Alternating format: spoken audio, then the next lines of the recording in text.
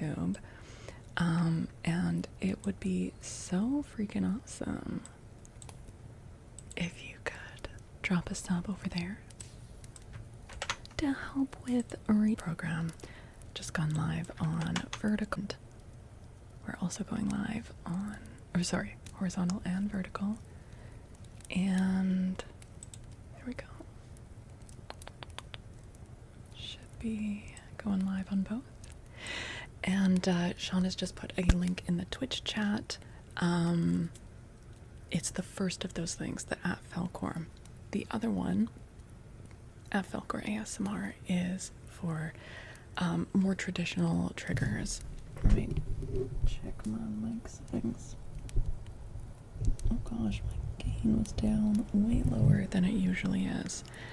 How is this sounding? I just turned up my gain, which usually I turn it down for reading, but it had somehow gotten bonked way down. The realization you just made. Also, Quantum Weasel, thank you for that 5-stream streak. And Brawl, hello. Thank you for the 3-stream streak. A Pika streak. I love that. That's really cute. That Tik-Tok of Oz was made in China? Wait, what do you mean? Like, Tik-Tok himself? The man? The man himself. Hello everyone, and hello YouTube. It's been a while. It has been a while. JT McCann, hello over on YouTube. Yes, I was out of town for a little bit, so I was keeping up my stream schedule for the most part on Twitch, but because I was streaming from my little laptop, I did not have the ability to multi-stream, so I'm very sorry. It's been a while since we've been live over here. Hi Artax over on YouTube, thank you so much. And Ash on YouTube, thank you for dropping that lurk over on YouTube. That helps so much, you guys.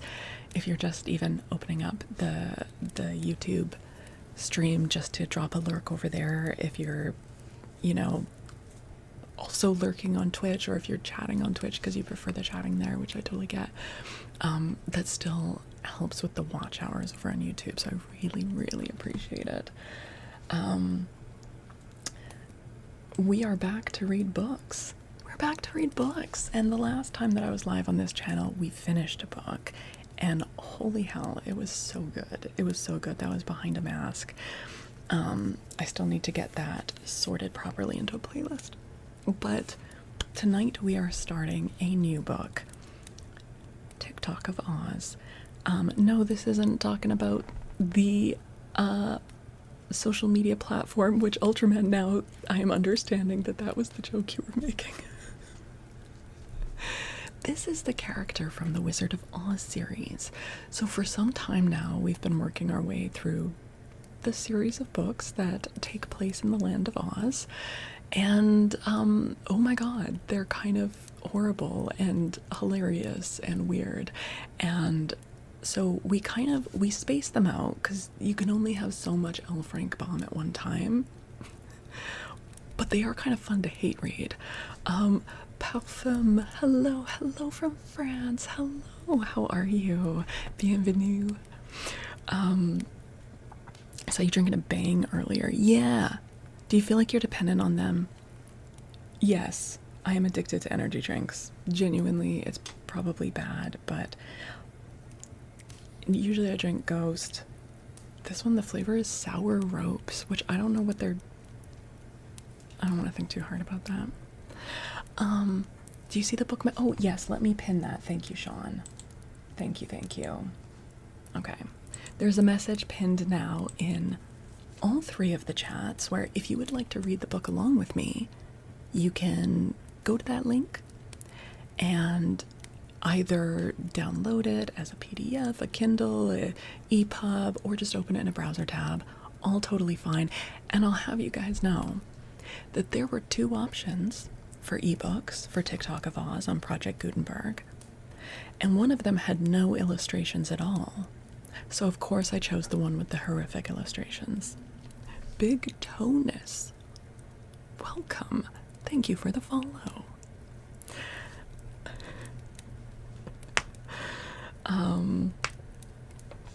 Yeah. Speed a Freak. I'm not sure if I'm saying that right, but hello. Oh, Rusty from Twitch. Hello. Thank you. Thanks for hopping over to the YouTube. Our number 1 to 7 prerequisites. Good question, Taco. No. I will give you guys a little bit of a summary, but no. No, they're not. All you really need to know is, okay, at this point, Dorothy and her aunt and uncle all live full-time in the Land of Oz. That's the other thing you need to understand. If all you've ever seen is like the Judy Garland movie, the way they present it is that it's all a dream she had while she was knocked unconscious. In the books, Oz is a real place. It's actually on Earth, but it's in the middle of a terrible desert, and so no one could get to it. But of course, as technology advances, they become more worried about more humans finding their way there, and they actually cast a spell that like prevents humans from visiting there. Hi Ibra, welcome. From your teen years, I feel ya. It's all good. You've thumbed through the Oz book. Yeah. So this book, Dorothy's not the main character, at least not to start. We'll see how it goes. We are about to read number 8, which is Tik-Tok of Oz. Now, Tik-Tok is a character that we met in book number 3, or if you've seen the absolutely amazing film Return to Oz, you'll know him from that movie. They lobotomized the crystal cat last book, didn't they? Yes. Dorothy always butts in, it's true. Hi Marilyn, hello, welcome.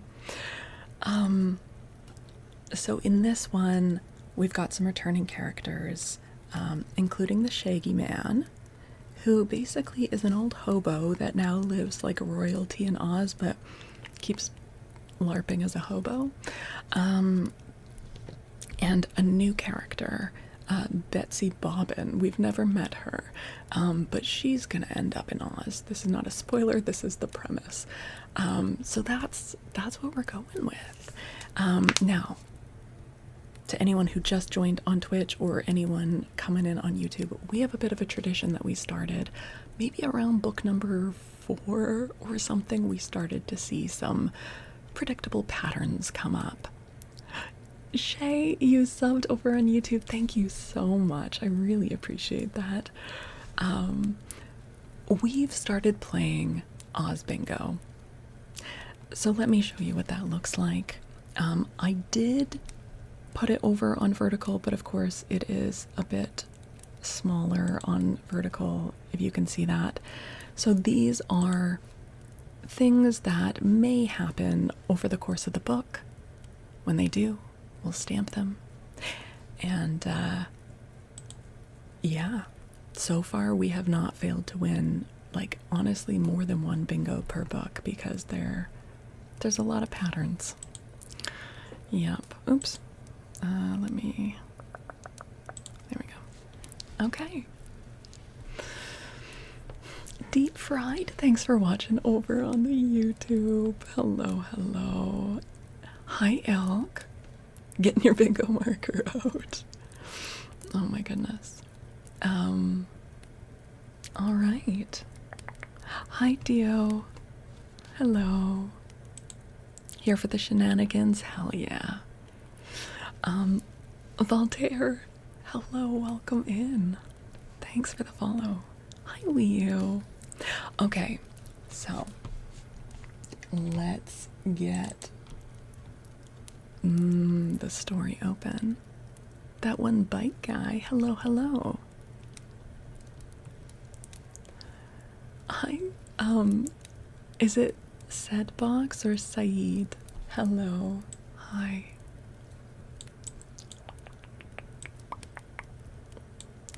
You're here for shenanigans.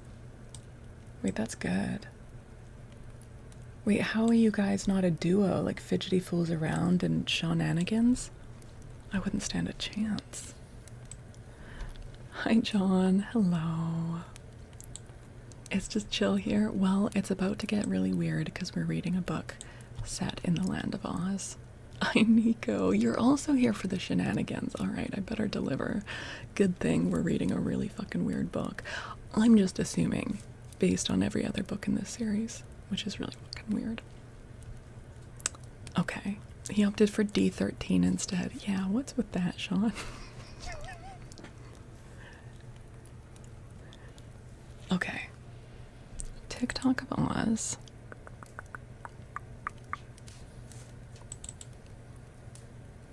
The one with the weird illustrations. Alright, bike guy, have a good day.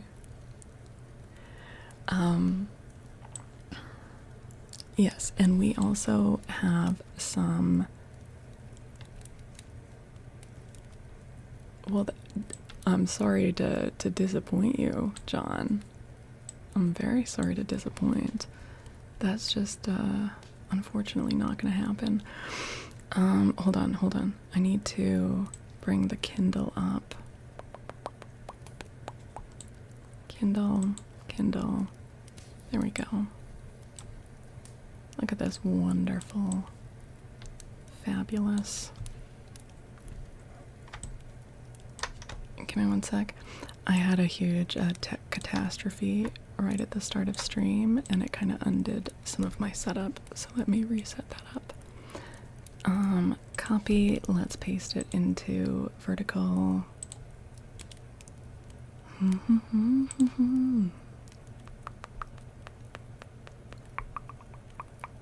Window capture. Add existing Kindle. Add. There we go. Oops. Okay. So that people in vertical will be able to see it. Let me just crop it in a tiny bit. I had this all set up and then some of it just got undone when my computer crashed. But I do need to be able to show you guys some of these illustrations because some of them are just really, really weird. Really, really weird. Okay, this is I didn't realize TikTok had like a hairpiece and a mustache. Like, that's kind of crazy. Let's see if there's another. There's usually pictures at the front. Okay, we've got TikTok in a glass of water. I'm gonna assume this is like a well of some sort, but it kind of looks like he's just chilling in a glass of water. Okay, this is him with, I'm guessing, Betsy Bobbins and her mule, who looks pissed off. That mule is not happy. Okay. Alright. Okay. Oh my gosh. Let's turn those off and start reading. Hi Starboy. And again, if you want to read along, check the pinned comment. Okay. Tik-Tok of Oz by L. Frank Baum. Oh, I'm gonna have to do horrible voices for this, aren't I? Hi Pabalo, hello. Yeah, the mule does look like he's gonna murder someone. I'm excited. Here we go. Oh my god. Okay, there is a foreword to my readers from L. Frank Baum. The very marked success of my last year's fairy book, The Patchwork Girl of Oz, convinces me that my readers like the Oz stories best of all, as one little girl wrote me.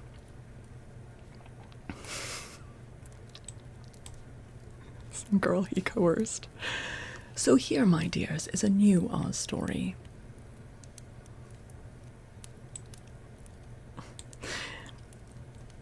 In which is introduced Anne Soforth, the Queen of Oogaboo, whom Tik-Tok assisted in conquering our old acquaintance, the Gnome King. It also tells of Betsy Bobbin and how, after many adventures, she finally reached the marvelous land of Oz. There is a play called The Tik-Tok Man of Oz, but it is not like this story of Tik-Tok of Oz, although some of the adventures recorded in this book, as well as those in several other Oz books, are included in the play. Those who have seen the play and those who have read the other Oz books will find in this story a lot of strange characters and adventures that they have never heard of before. Bye, Sharp Cuts.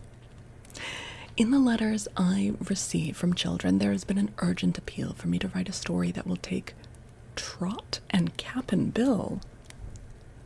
The fuck are Trot and Cap'n Bill to the land of Oz? You know what, maybe there's a short story that we missed or something. You know what, let's just jump ahead to the chapter.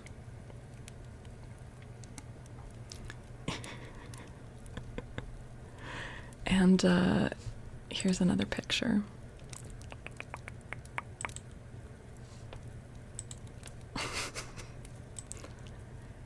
That's Tik-Tok riding the donkey. I'm sure the donkey's thrilled about that. Hi, Malum. Captain Bill better... Oh, if it was Bill the Hen, that would be amazing. That would be amazing. Okay. Oh my god.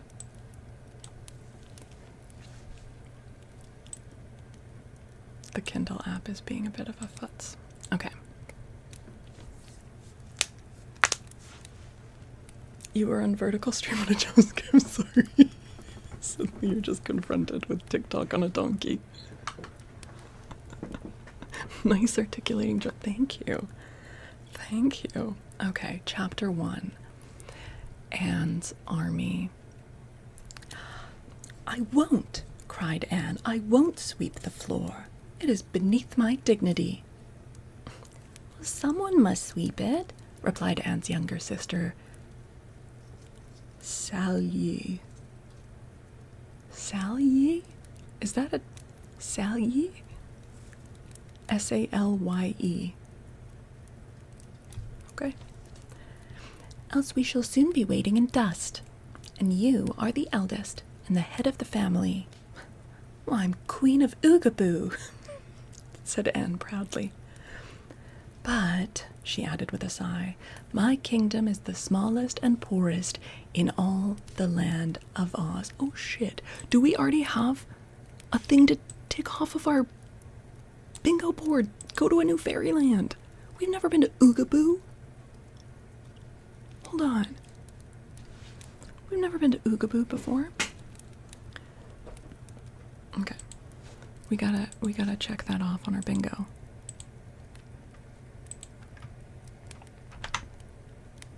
They go to a new fairyland.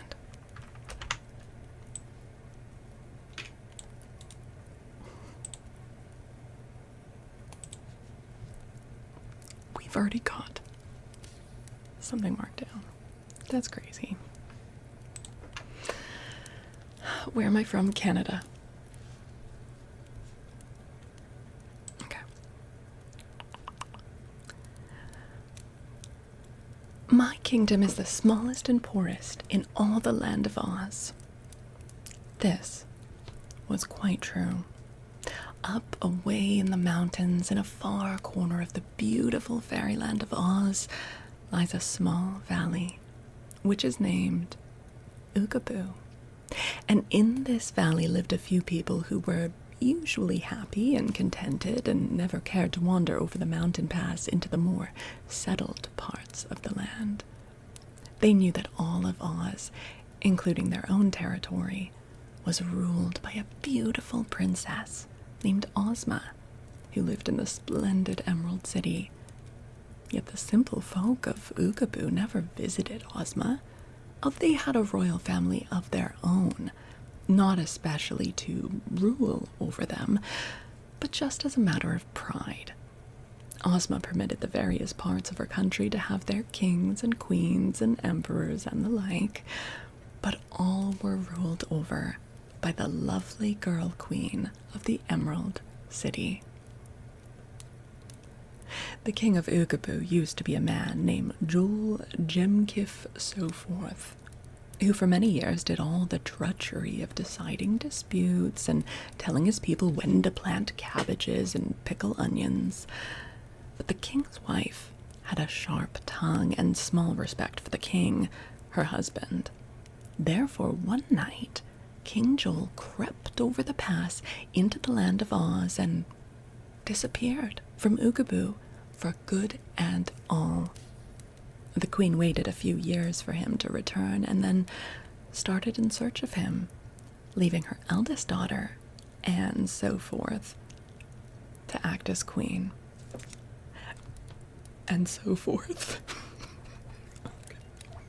Now, Anne had not forgotten when her birthday came, but that meant a party and feasting and dancing.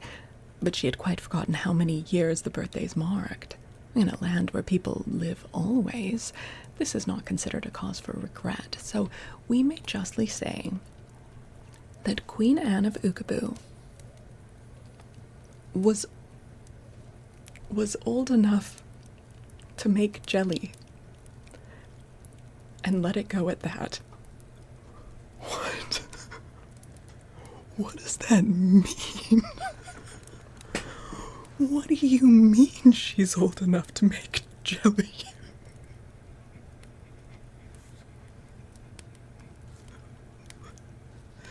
Why are we being weird?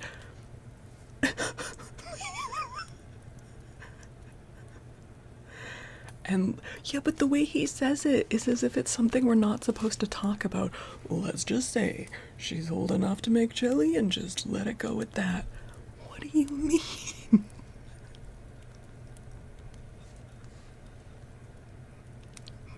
That's crazy.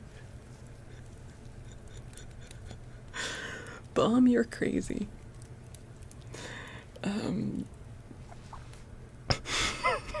No, it's not a wig.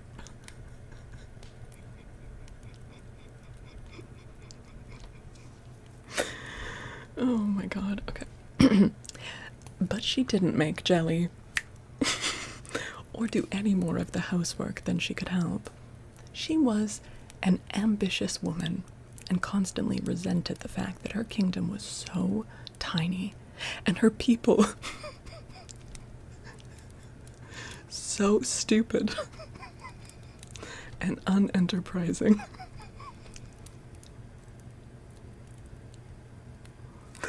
L. Frank Baum, he's doing it again. Is this ASMR? Yeah, it is, Adit. I'm also streaming on I'm also streaming on Twitch in the ASMR section. When we're done reading, we'll be doing more traditional triggers. So, sorry. Let me read that line again without laughing through it. Constantly resented the fact that her kingdom was so tiny and her people so stupid and unenterprising. Often she wondered what had become of her father and mother out beyond the pass in the wonderful land of Oz, and the fact that they did not return to Oogaboo led Anne to suspect that they had found a better place to live. So, when Sally refused to sweep the floor of the living room in the palace, and Anne would not sweep it either, she said to her sister, "I'm going away. This absurd kingdom of Oogaboo tires me." "Oh, go if you want," answered Sally, "but you are very foolish to leave this place." "Why?" asked Anne. "Because in the land of Oz, which is Ozma's country, you will be a nobody, while here you are a queen." "Oh yes, queen over 18 men, 27 women, and 44 children," returned Anne bitterly. "Well, there are certainly more people than that in the great land of Oz," laughed Sally. "Why don't you raise an army and conquer them and be queen of all Oz?" she asked, trying to taunt Anne and so to anger her. Then she made a face at her sister and went into the backyard to swing in the hammock. Her jeering words, however, had given Queen Anne an idea. She reflected that Oz was reported to be a peaceful country, and Ozma, a mere girl who ruled with gentleness to all and was obeyed because her people loved her. Well, even in Oogaboo, the story was told that Ozma's sole army consisted of 27 fine officers who wore beautiful uniforms but carried no weapons because there was no one to fight. Once there had been a private soldier besides the officers, but Ozma had made him a captain general and taken away his gun for fear it might accidentally hurt someone. The more Anne thought about the matter, the more she was convinced it would be easy to conquer the land of Oz and set herself up as ruler in Ozma's place, if she had but an army to do it with.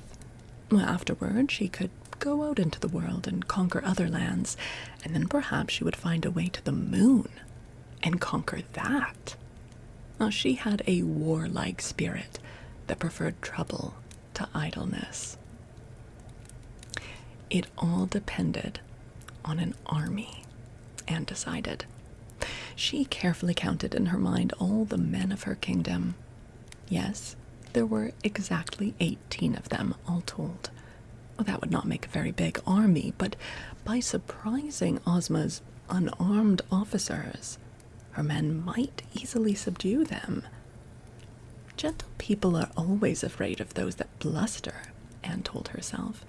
I don't wish to shed any blood, for that would shock my nerves and I might faint. But if we threaten and flash our weapons, I'm sure the people of Oz will fall upon their knees before me and surrender. This argument, which she repeated to herself more than once, finally determined the Queen of Oogaboo to undertake the audacious venture. Whatever happens, she reflected, can make me no more unhappy than my staying shut up in this miserable valley and sweeping floors and quarreling with Sister Sally. So I will venture all and win what I may. That very day, she started out to organize her army. The first man she came to was Joe Apple, so called because he had an apple orchard. "Joe," said Anne, "I am going to conquer the world, and I want you to join my army." "Oh, don't ask me to do such a fool thing, for I must politely refuse your majesty," said Joe Apple. "I have no intention of asking you. I shall command you, as Queen of Oogaboo, to join," said Anne. Well, in that case, I suppose I must obey," the man remarked in a sad voice. "But I pray you to consider that I am a very important citizen, and for that reason am entitled to an office of high rank." "You shall be a general," promised Anne. "With gold epaulets and a sword?" he asked. "Of course," said the Queen. Then she went to the next man, whose name was Joe Bunn, as he owned an orchard where graham buns and wheat buns in great variety, both hot and cold, grew on the trees. "Joe," said Anne, "I'm going to conquer the world, and I command you to join my army." "Impossible," he exclaimed. "The bun crop has to be picked." "Let your wife and children do the picking," said Anne. "Oh, but I'm a man of great importance, Your Majesty," he protested. "For that reason you shall be one of my generals, and wear a cocked hat with gold braid, and curl your mustaches and clank a long sword," she promised. So he consented, although sorely against his will, and the Queen walked on to the next cottage. Here lived Joe Cone, so called because the trees in his orchard bore crops of excellent ice cream cones. "Joe," said Anne, "I am going to conquer the world, and you must join my army." "Oh, excuse me, please," said Joe Cone. "Well, I'm a bad fighter. My good wife conquered me years ago, and she can fight better than I. Oh, take her, Your Majesty, instead of me, and I'll bless you for the favor." This must be an army of men. Fierce, ferocious warriors, declared Anne, looking sternly upon the mild little man. Ladies, ladies, we're reading right now, please.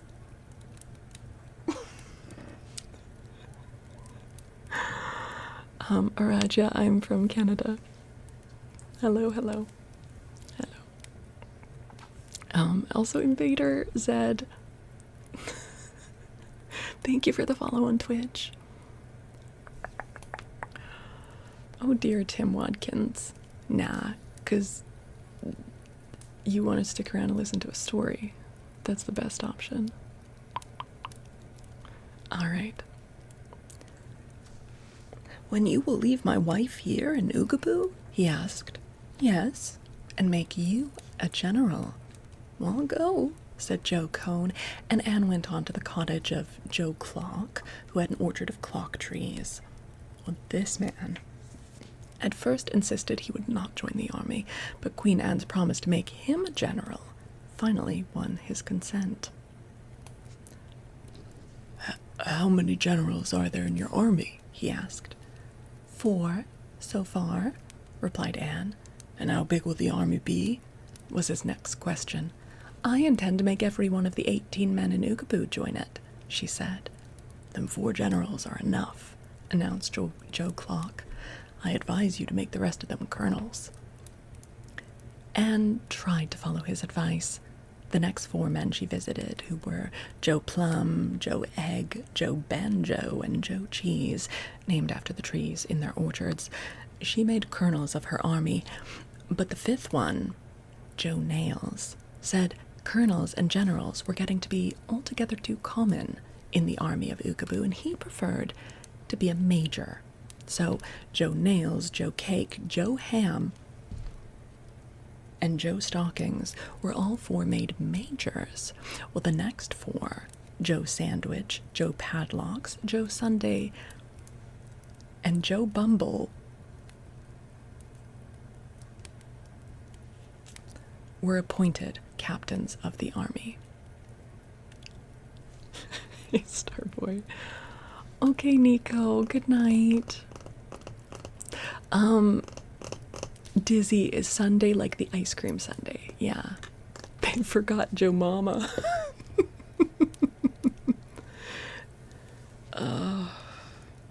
I can't believe there's a Joe Ham and also a Joe B word, so we're calling him Joe Bumbles. Hi, Gentle Tap, good to see you. But now, Queen Anne was in a quandary. There remained 2 other men in all Oogaboo, and if she made these 2 lieutenants, well, there were 4 captains, 4 majors, 4 colonels, and 4 generals, there was likely to be jealousy in her army, and perhaps mutiny and desertions. One of these men, however, was Joe Candy, and he would not go at all. No promises could tempt him, nor could threats move him. He said he must remain at home to harvest his crop of Jackson balls, lemon drops, bonbons, and chocolate creams. Does anyone know what a Jackson ball is? Hi, Claire. Welcome. Thank you.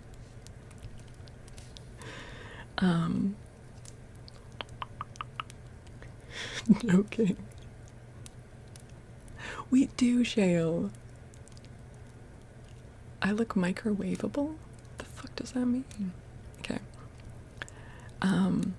Also, he had large fields of Cracker Jack and buttered popcorn to be mowed and threshed, and he was determined not to disappoint the children of Oogaboo by going away to conquer the world and so let the candy crop spoil.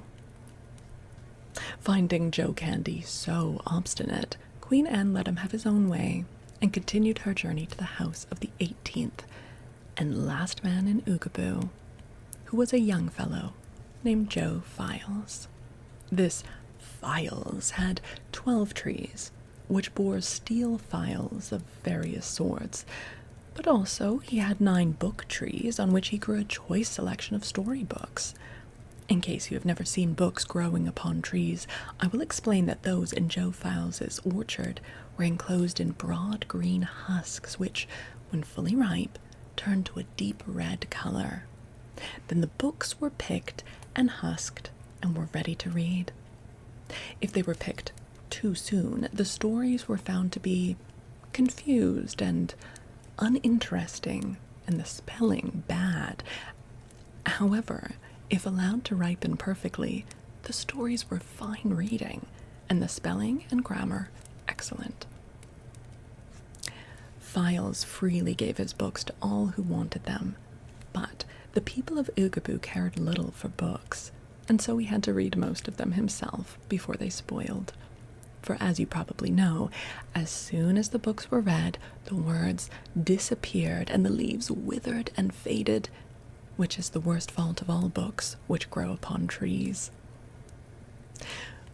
When Queen Anne spoke to this young man, Files, who was both intelligent and ambitious, he said he thought it would be great fun to conquer the world.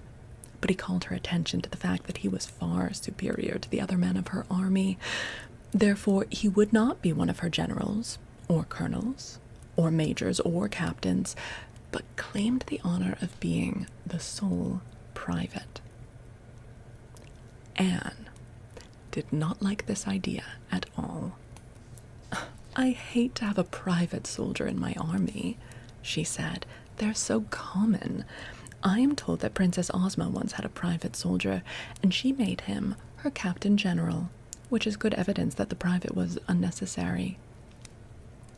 "Ozma's army doesn't fight," returned Files, "but your army must fight like fury in order to conquer the world.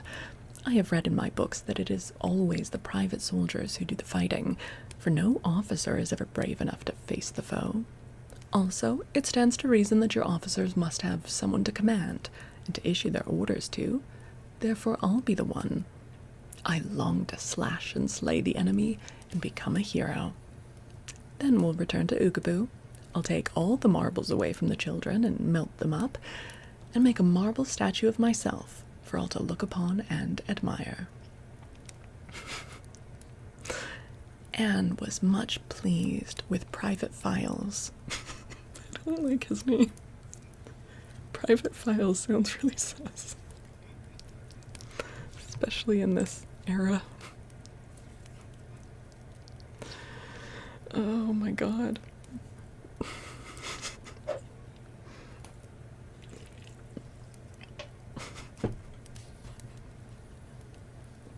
He's a bit bloodthirsty, yeah.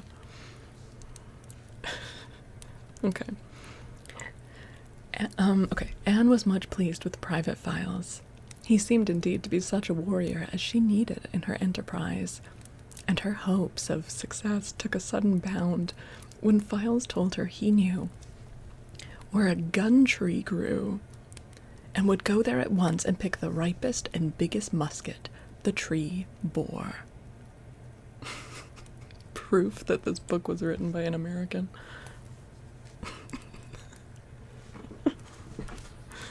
Why is there a freaking gun tree in the land of Oz? What the hell? That's crazy. Only the ripest musket. I feel bad for anyone who's just like scrolling YouTube shorts while stoned and they come across this story. This is really weird. Okay. Do you guys want to see the picture of the ripest musket? Hold on. Kindle. There we go. There's the gun tree. There's a gun tree. And, I don't know who that is. Maybe that's Anne? I don't know. It's a girl looking out the window. So.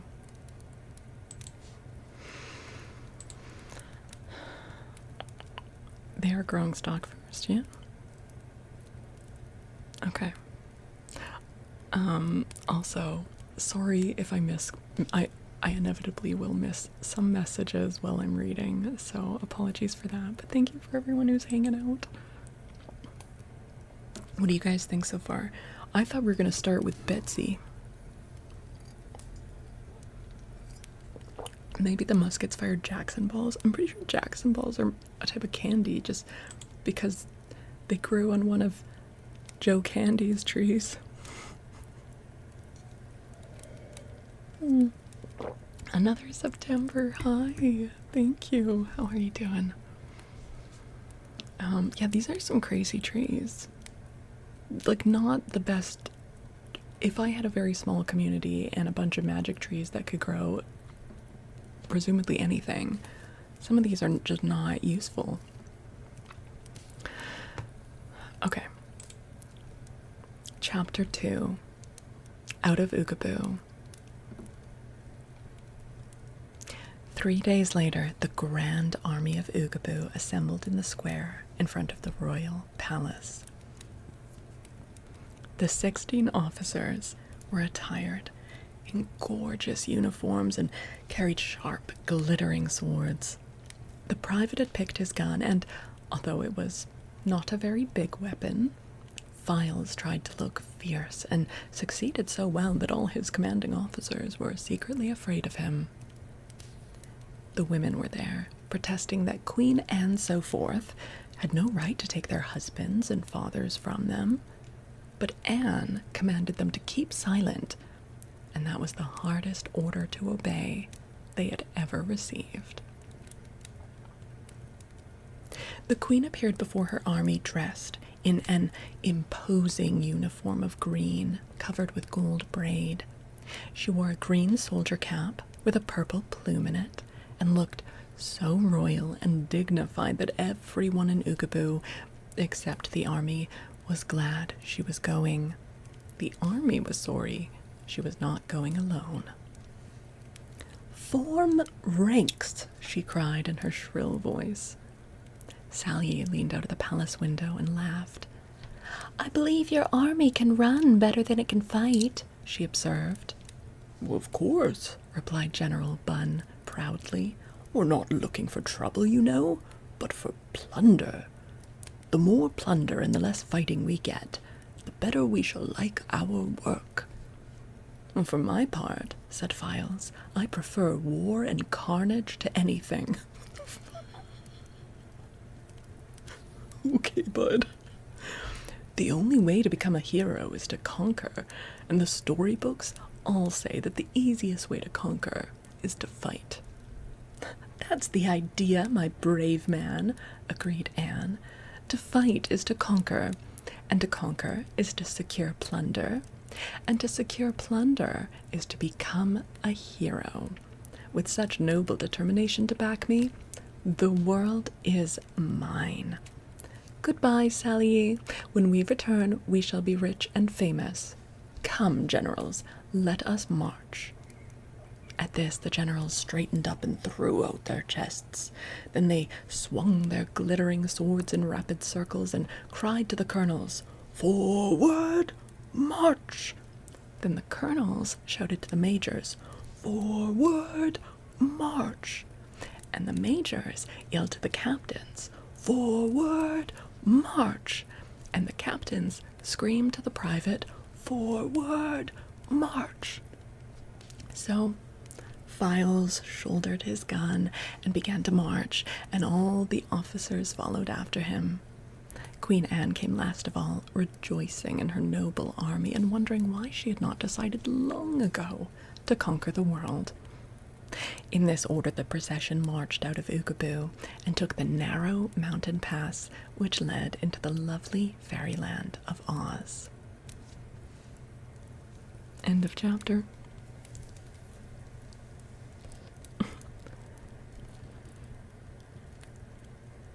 I'm so intrigued. I'm here for even if it's not real. I mean, I'm real. The reading is real. The Land of Oz, I'll leave that up to you. I'll leave that up to you to decide for yourself. Chapter 3. Magic mystifies the marchers. Uh-oh. Now, Princess Ozma was unaware that the army of Oogaboo, led by their ambitious queen, was determined to conquer her kingdom. The beautiful girl ruler of Oz was busy with the welfare of her subjects and had no time to think of Anne Soforth and her disloyal plans. But there was one who constantly guarded the peace and happiness of the land of Oz, and this was the official sorceress of the kingdom, Glinda the Good. I know, she's scary. It's okay. What do you do during the day? Fidge says sleep. Okay, Fidge, that... Yes, I do sleep a lot during the day, but that's because I am awake in the night. So... True, but also give it some context. Yeah.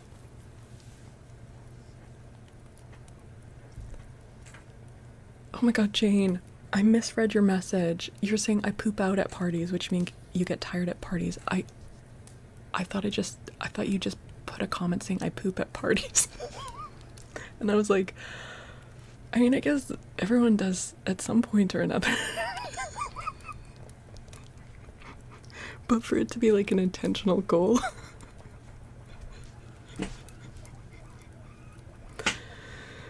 Literal party pooper. Girlies, can you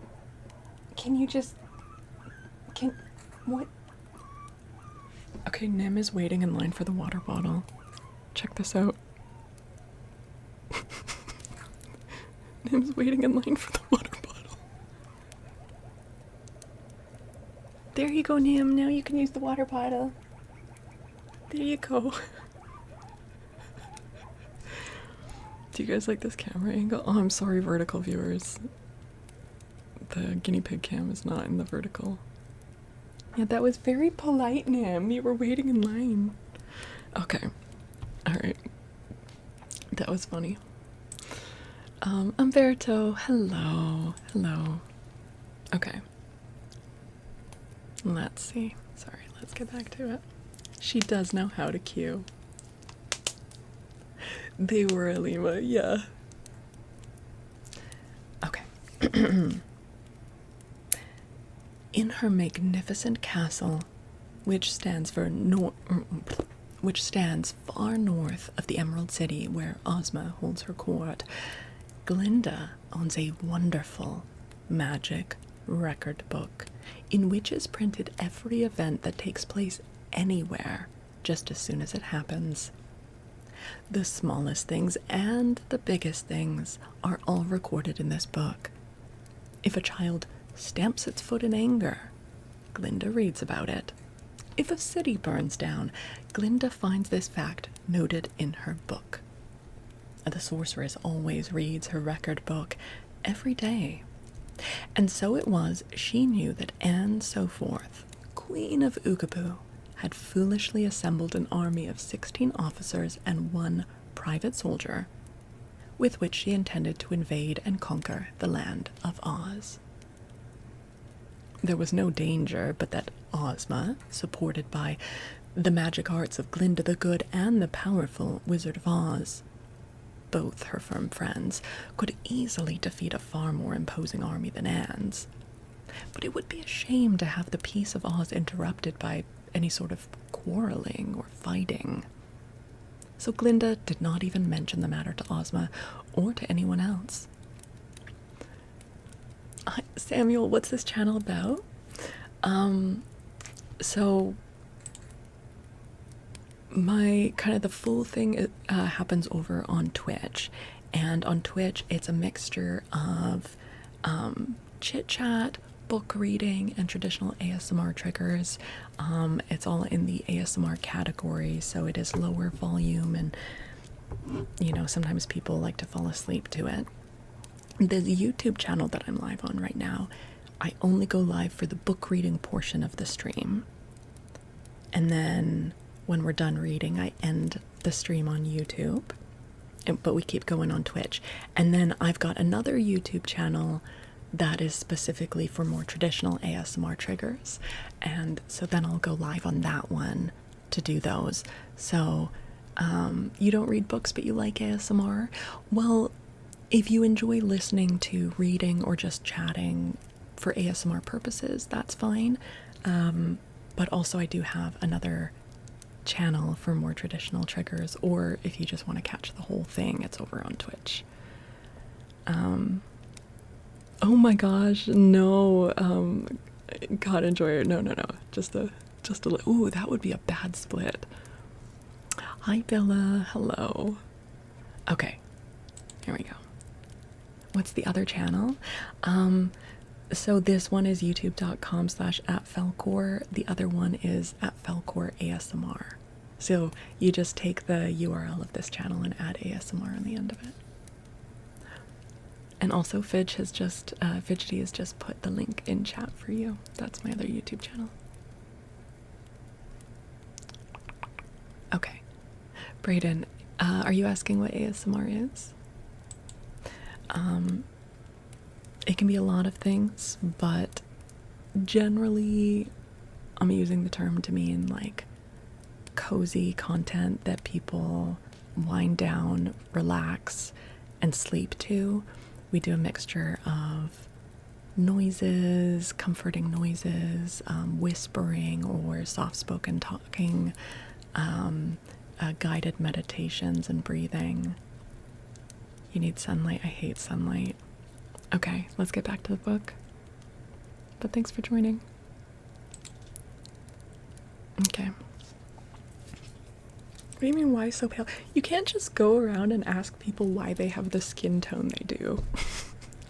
Can you imagine doing that for like any other skin tone? That's crazy.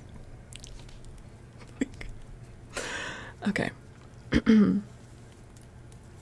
ASMR is where you shiver your tingles. Yes.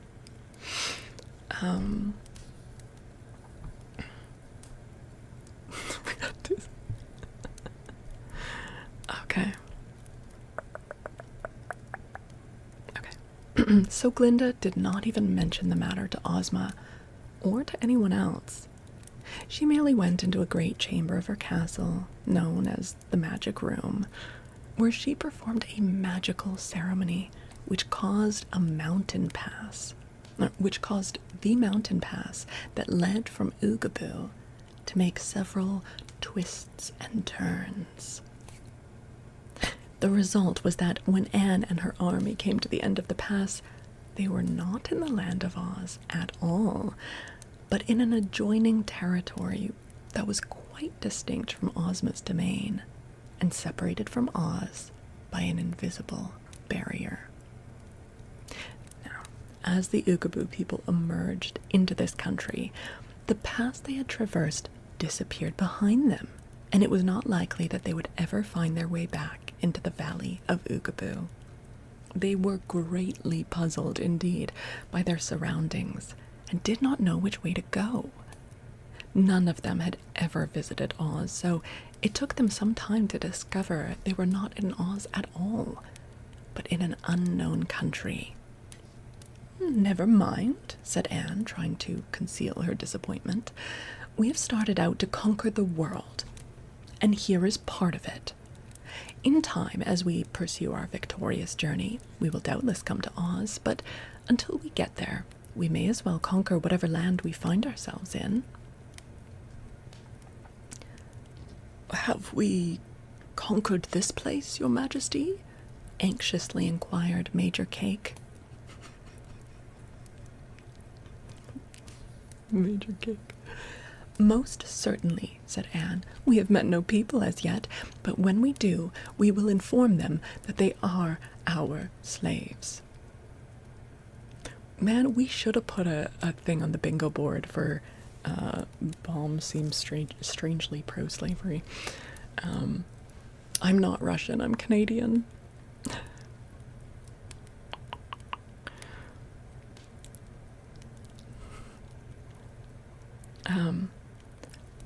"And afterwards we will plunder them of all their possessions," added General Apple. "They may not possess anything," objected Private Files, "but I hope they will fight us just the same. A peaceful conquest wouldn't be any fun at all." "Don't worry," said the Queen. "We can fight whether our foes do or not, and perhaps they would find it more comfortable to have the enemy surrender promptly." It was a barren country, and not very pleasant to travel in. Moreover, there was little for them to eat, and as the officers became hungry, they became fretful.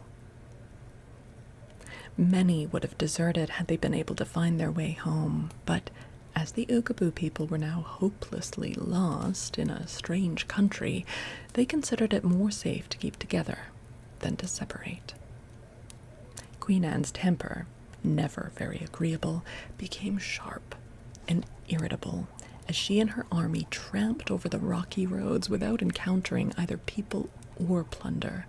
She scolded her officers until they became surly, and a few of them were disloyal enough to ask her to hold her tongue. Others began to reproach her for leading them into difficulties, and in the space of 3 unhappy days, every man was mourning for his orchard in the pretty valley of Oogaboo. Files, however, proved a different sort. The more difficulties he encountered, the more cheerful he became, and the sighs of the officers were answered by the merry whistle of the private. His pleasant disposition did much to encourage Queen Anne, and before long she consulted the private soldier more often than she did his superiors. It was on the 3rd day of their pilgrimage that they encountered their first adventure. Toward evening, the sky was suddenly darkened, and Major Nails exclaimed, "A fog is coming toward us." "I do not think it is a fog," replied Files, looking with interest at the approaching cloud. "It seems to me more like the breath of a rak." "What is a rak?" asked Anne, looking about fearfully. "Oh, a terrible beast, with a horrible appetite," answered the soldier, growing a little paler than usual. "I've never seen a rak, to be sure, but I have read of them in the storybooks that grew in my orchard, and if this is, indeed, one of those fearful monsters, we are not likely to conquer the world." Hearing this, the officers became quite worried and gathered closer about their soldier. "What is the thing like?" asked one. "The only picture of a rak that I ever saw in a book was rather blurred," said Files, "because the book was not quite ripe when it was picked. But the creature can fly through the air and run like a deer and swim like a fish. Inside its body is a glowing furnace of fire, and the rak breathes in air and breathes out smoke, which darkens the sky for miles around, wherever it goes. It is bigger than 100 men and feeds on any living thing." The officers now began to groan and to tremble, but Files tried to cheer them up, saying, "Well, it may not be a rak after all that we see approaching us, and you must not forget that we people of Oogaboo, which is part of the fairyland of Oz, cannot be killed." "Nevertheless," said Captain Bumbles, "if the rat catches us and chews us up into small pieces and swallows us, what will happen then?" "Then each small piece will still be alive," declared Files. Wait, does this qualify yet as horrors beyond comprehension? Holy hell, that's terrible. Right? 100%? What do you guys think? Horrors beyond comprehension? Each piece of yourself? Well, I cannot see how that would help us, wailed Colonel Banjo. A hamburger steak is a hamburger steak, whether it is alive or not. Yeah, okay, let's bring up the bingo board. Let's bring up the bingo board. Okay. And we just have to... Okay, horrors beyond comprehension. Why do we always get horrors beyond comprehension in, like, the first chapter? There we go. You girlies are so chatty tonight. Oh my gosh. What are the foods on the trees? Well, some of them were food trees, some of them were not. The Oz books are actually cosmic horror. They're pretty terrible. Yeah. I'm now Pleag. Hello. You're gonna fall asleep. You're gonna fight for Joe Candy? Hell yeah. Well, I'm glad you found us too. I hope we see you again and that you sleep well. You think I'm crazy? No, I'm just reading a crazy book. Is there... I don't think there's an illustration of a living hamburger meat, but we'll see. Okay. I tell you, this may not be a rack, persisted Files. We will know when the cloud gets nearer whether it is the breath of a rack or not. If it has no smell at all, it is probably a fog. But if it has an odor of salt and pepper, it is a rack, and we must prepare for a desperate fight. They all eyed the dark cloud fearfully. Before long, it reached the frightened group and began to envelop them. Every nose sniffed the cloud, and every one detected in it the odor of salt and pepper. "The rack!" shouted Private Files, and with a howl of despair, the 16 officers fell to the ground, writhing and moaning in anguish. Queen Anne sat down upon a rock and faced the cloud more bravely, although her heart was beating fast. As for Files, he calmly loaded his gun and stood ready to fight the foe, as a soldier should. They were now in absolute darkness, for the cloud which covered the sun and the setting sun was black. Which covered the sky and the setting sun was black as ink. Then, through the gloom appeared 2 round, glowing balls of red, and Files at once decided these must be the monster's eyes. Hi, Full Metal Mexican. Thank you for the follow. Welcome. He raised his gun, took aim, and fired. Now, there were several bullets in the gun, all gathered from an excellent bullet tree in Oogaboo, and they were big and hard. They flew toward the monster and struck it, and with a wild, weird cry, the rack came fluttering down, and its huge body fell plump upon the forms of the 16 officers, who thereupon screamed louder than before. You can only put 1 bullet in a musket. Well, this is a musket that was grown on a tree. Like, maybe your musket just wasn't fully ripe.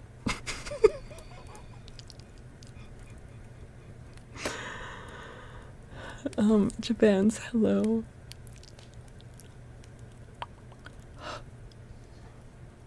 "Badness me," moaned the rack. "See what you've done with that dangerous gun of yours." "Well, I can't see," replied Files, "for the cloud formed by your breath darkens my sight." "Don't tell me it was an accident," continued the rack, reproachfully, as it still flapped its wings in a helpless manner. "Don't claim you didn't know the gun was loaded. I beg of you." "I don't intend to," replied Files. "Did the bullets hurt you very badly?" "One has broken my jaw, so that I can't open my mouth. You will notice that my voice sounds rather harsh and husky, because I have to talk with my teeth set close together. Another bullet broke my left wing, so that I can't fly, and still another broke my right leg, so that I can't walk. It was the most careless shot I ever heard of." "Can't you manage to lift your body off from my commanding officers?" inquired Files. "From their cries, I'm afraid your great weight is crushing them." "I hope it is," growled the rack. "I want to crush them, if possible, for I have a bad disposition. If only I could open my mouth, I'd eat all of you, although my appetite is poorly this warm weather." "Hi, Carrot. Good to see you." "Get fucked," said the rack. With this, the rack began to roll its immense body sidewise so as to crush the officers more easily. But in doing this, it rolled completely off from them, and the entire 16 scrambled to their feet and made off as fast as they could run. Private Files could not see them go, but he knew from the sound of their voices that they had escaped, so he ceased to worry about them. "Pardon me if I now bid you goodbye," he said to the rack. "The parting is caused by our desire to continue our journey. If you die, do not blame me, for I was obliged to shoot you as a matter of self-protection." "I shall not die," answered the monster, "for I bear a charmed life. But I beg you not to leave me." "Why not?" asked Files. "Because my broken jaw will heal in about an hour, and then I shall be able to eat you. My wing will heal in a day, and my leg will heal in a week, when I shall be as well as ever. Having shot me, and so caused me all this annoyance, it is only fair and just that you remain here and allow me to eat you as soon as I can open my jaws." "I beg to differ with you," returned the soldier firmly. "I have made an engagement with Queen Anne of Oogaboo to help her conquer the world, and I cannot break my word for the sake of being eaten by a rack."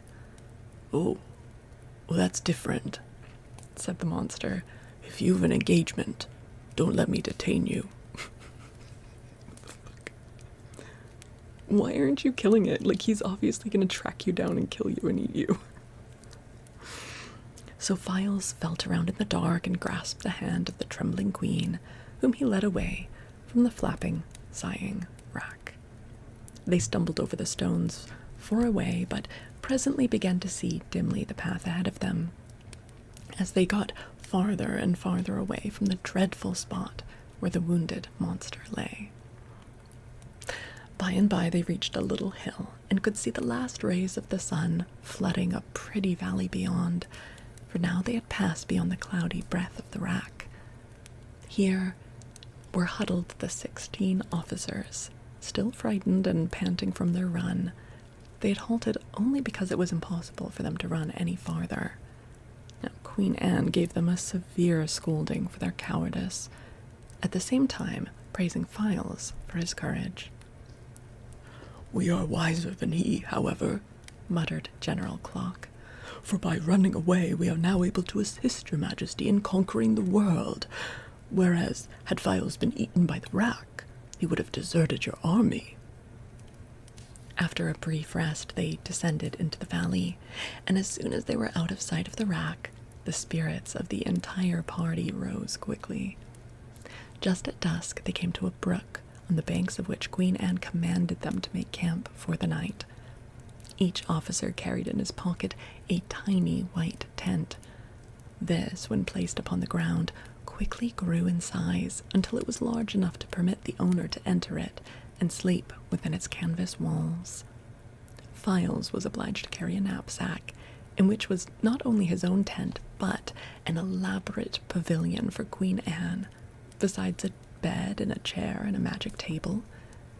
This table, when set upon the ground in Anne's pavilion, became of large size, and in a drawer of the table was contained the queen's supply of extra clothing, her manicure and toilet articles, and other necessary things. The royal bed was the only one in the camp, the officers and the private sleeping in hammocks attached to their tent poles.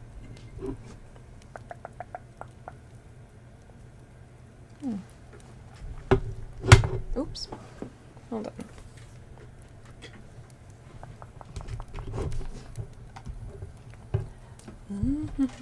So question, because we saw something similar in the last book, didn't we? Where the wizard had tents like that. But he used a magic trick, or he would take like a handkerchief and turn it into a tent that was bigger on the inside than the outside. These seem like magical items, but no one's casting any spells. Magic is forbidden in the Land of Oz unless done by Glinda or the wizard, because he's the student of Glinda. So, is it okay to use these magical objects, I guess? Where did they go? I don't know. Questions.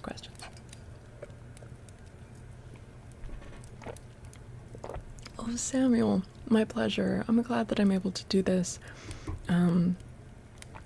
Yeah, I was out of town for a bit, and so even though I was still going live on Twitch, I wasn't able to multi-stream from my little laptop. So it's really good to be able to go live again on YouTube. Yeah, well, definitely Enchanted, but commodified magic, maybe, yeah. He was producing magic pills for people, yeah. Yeah. Well, yeah, and I guess, like, Ozma has magic objects. I guess magical objects are maybe allowed. Okay. Hey, Bike Guy, welcome back. Welcome back. There was also in the knapsack a flag bearing the royal emblem of Oogaboo, and this flag Files flew on its staff every night to show that the country they were in had been conquered by the Queen of Oogaboo. So far, no one but themselves had seen the flag, but Anne was pleased to see it flutter in the breeze and considered herself already a famous conqueror. What kind of magic pills? They were like smarts pills. Like, instead of learning something, you'd just take a pill and know it. So everyone would go to university and just like pop pills and... Alright. Chapter 4. Betsy braves the billows. So like every university. Like Adderall. Yeah, but like, much more. They didn't have to study anything. They just like, more like in the Matrix when you just like download a skill. Yeah, dizzy. Okay. The waves dashed, and the lightning flashed, and the thunder rolled, and the ship struck a rock. Betsy Bobbin was running across the deck, and the shock sent her flying through the air until she fell, with a splash, into the dark blue water. The same shock caught Hank, a thin little sad-faced mule, and tumbled him also into the sea, far from the ship's side. When Betsy came up, gasping for breath because the wet plunge had surprised her, she reached out in the dark and grabbed a bunch of hair. At first she thought it was the end of a rope, but presently she heard a dismal and knew that she was holding fast to the end of Hank's tail. Suddenly the sea was lighted up by a vivid glare. The ship, now in the far distance, caught fire, blew up, and sank beneath the waves. What were they transporting? It was just like a girl, a donkey, and a shit ton of gunpowder. Like, what was on the ship?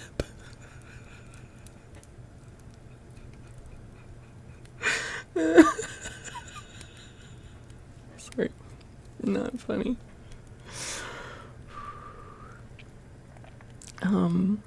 This should be a regular long sleep time post because we need to listen to it over and over so we can fall asleep, not a one-time live stream. Well, the man, I generally do this a few times a week, and there are past broadcasts that I still have. I need to get our most recent book into a playlist, but put into playlists. So if you do want to fall asleep to me reading, those playlists are available. Alright. That's crazy though.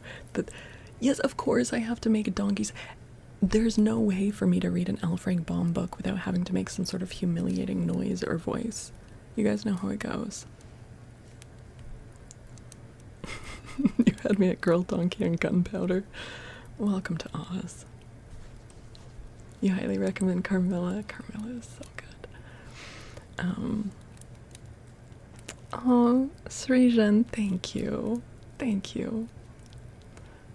A girl, a donkey, and a shell will come out of the sequel to The Lion, the Rich, and the Wardrobe we didn't know we needed. Hi, Miss Snapester. Hello, it's so good to see you. Yes, I am back. I'm so sorry for the absence from YouTube. I have been having to go out of town for personal family sad reasons, and during that time I'm not able to multi-stream. If you want to make sure not to be missing my streams during those times, make sure you're also sub to my Twitch. But yeah, it is good to see you again. Okay, so girl and donkey are overboard. Maddie, thank you for the raid. Welcome in. Pal might even have to sing again. Oh god. Oh god. Sir Chatty Maddie, thank you so much for the raid. Welcome in. You guys make sure you're dropping a follow and checking out Maddie's content. Were you reading as well tonight, Maddie? We've just started book number 8 in the Wizard of Oz series, which is called Tik-Tok of Oz, and so far Tik-Tok has not been a character, but I expect he will at some point. Thank you, Dizzy. It's been a lot, but anyway. You were collabing with Una? Oh, that's awesome. That's awesome. That's so fun. Well, welcome in. It's so good to have you guys here. You were playing Borderlands 4 with her. Nice. Nice. Okay. Alright. So we have just started chapter 4. If you want to read along, check the pinned post for where you can find this book. Brand new character introduced this chapter, Betsy and Hank, her mule. They've been lost overboard in a storm and their ship just exploded in the distance. Okay. Betsy shuddered at the sight. But just then her eye caught a mass of wreckage floating near her, and she let go of the mule's tail and seized the rude raft, pulling herself up so that she rode upon it in safety.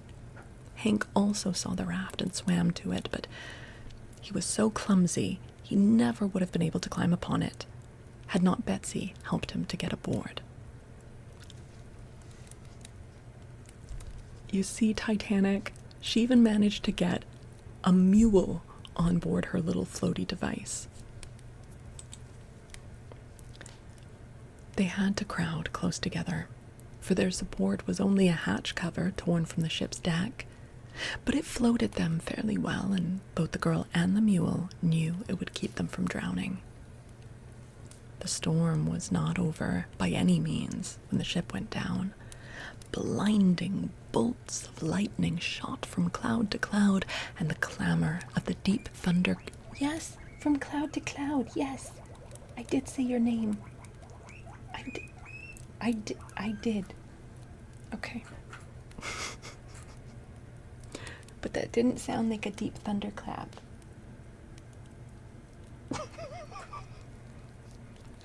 And the clamor of deep thunderclaps echoed far over the sea. The waves tossed the little raft here and there, as a child tosses a rubber ball, and Betsy had a solemn feeling that for hundreds of watery miles in every direction, there was no living thing besides herself and the small donkey. And perhaps Hank had the same thought, for he gently rubbed his nose against the frightened girl and said, in his softest voice, as if to comfort her. "You'll protect me, Hank dear, won't you?" she cried helplessly, and the mule said, again, in tones that meant a promise. Girls, if I give you a cookie, will you be... You guys, just let me give them a cookie because they're being very noisy. What? Did you guys just hear a weird noise? Okay, anyways, I'll be right back. Okay, what do you want?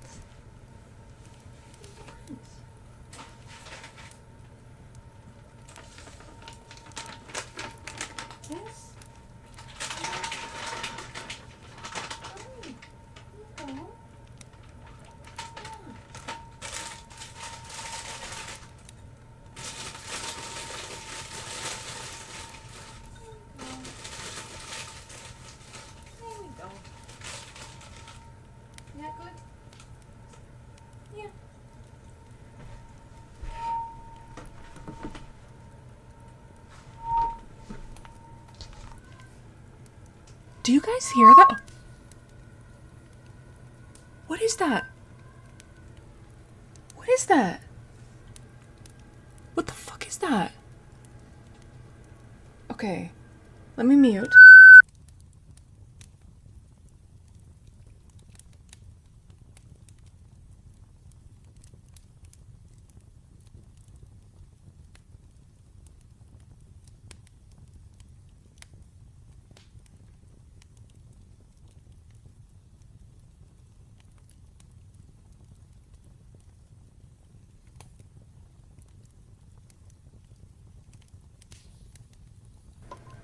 No, my headphones are plugged into my audio interface. They've never done that before.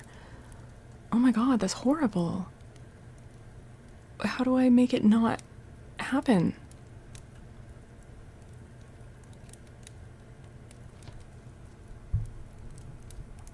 Have the gain turned up too much? I mean, I've had it higher for doing ASMR. Yeah, how come it happened when I took off the headphones? That's weird, right? Yeah, it's fine when I'm have them on, but that's kind of crazy. Try yelling if I'm sorry.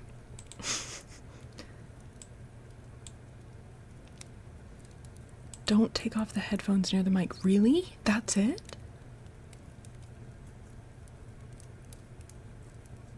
It happens when the mic hears the headphones. Oh, that's crazy. Okay. All right, I won't do that. Sorry, guys. I didn't know that was possible.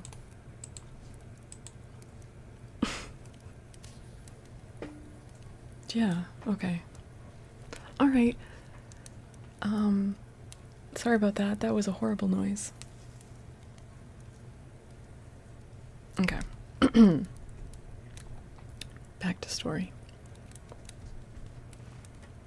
On board the ship, during the days that preceded the wreck, when the sea was calm, Betsy and Hank had become good friends. So, while the girl might have preferred a more powerful protector in this dreadful emergency, she felt that the mule would do all in a mule's power to guard her safety. At night they floated, and when the storm had worn itself out and passed away with a few distant growls, and the waves had grown smaller and easier to ride, Betsy stretched herself out on the wet raft and fell asleep. Hank did not sleep a wink. Perhaps he felt it his duty to guard Betsy. Anyhow, he crouched on the raft beside the tired, sleeping girl and watched patiently until the first light of dawn swept over the sea. The light wakened Betsy Bobbin. She sat up, rubbed her eyes, and stared across the water. "Oh, Hank, there's land ahead," she exclaimed. Answered Hank in his plaintive voice. The raft was floating swiftly toward a very beautiful country, and as they drew near, Betsy could see banks of lovely flowers showing brightly between leafy trees. But no people were to be seen at all.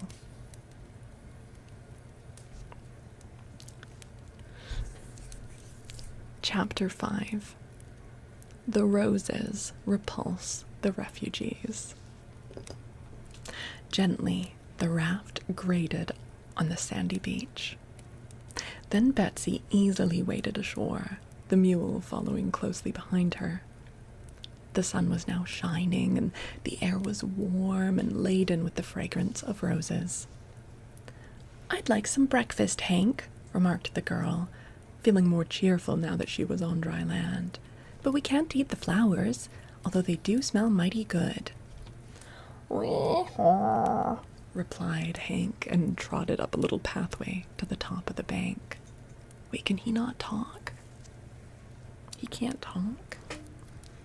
Also, I want to know more about Betsy. I'm assuming she didn't have family on the ship because she doesn't seem too grieved about the fact that it exploded. Like, I guess she was traveling alone. Why? I don't know. She did. She just hated them. She's like, I'm glad they're gone. Betsy followed, and from the eminence looked around her. A little way off stood a splendid big greenhouse, its thousands of crystal panes glittering in the sunlight. There ought to be people somewhere round, observed Betsy thoughtfully. Gardeners or somebody? Let's go and see, Hank. I'm getting hungrier every minute. So they walked toward the great greenhouse and came to its entrance without meeting anyone at all. A door stood ajar, so Hank went in first, thinking if there was any danger he could back out and warn his companion. But Betsy was close at his heels, and the moment she entered was lost in amazement at the wonderful sight she saw. The magnificent greenhouse was filled with... Oh wait, I read that wrong. The greenhouse was filled with magnificent roses, all growing in big pots. On the central stem of each bush bloomed a splendid rose, gorgeously colored and deliciously fragrant. And in the center of each rose was the face of a lovely girl. Ew. Hi, Sugar Socks. Hi, Horse. Hi, Anna. As Betsy and Hank entered, the heads of the roses were drooping and their eyelids were closed in slumber. But the mule was so amazed that he uttered aloud, "Hee-haw!" And at the sound of his harsh voice, the rose leaves fluttered and the roses raised their head, and 100 startled eyes were instantly fixed upon the intruders. I beg your pardon," stammered Betsy, blushing and confused. "Oh," cried the roses in a sort of sighing chorus, and one of them added, "What a horrid noise!" "Why, that was only Hank," said Betsy, and as if to prove the truth of her words, the mule uttered another loud "wee-haw." At this, all the roses turned on their stems as far as they were able and trembled as if someone were shaking their bushes. A dainty moss rose gasped, "Dear me, how dreadfully dreadful!" "It isn't dreadful at all," said Betsy, somewhat indignant. "When you get used to Hank's voice, it will put you to sleep." The roses now looked at the mule less fearfully, and one of them asked, "Is that savage beast named Hank?" "Yes, Hank's my comrade, faithful and true," answered the girl, twining her arms around the little mule's neck and hugging him tight. "Aren't you, Hank?" Hank could only say in reply, "Hee-haw!" And at his bray, the roses shivered again. "Please, go away," begged one. "Can't you see you're frightening us out of a week's growth?" "Go away?" echoed Betsy. "Why, we've no place to go. We've just been wrecked."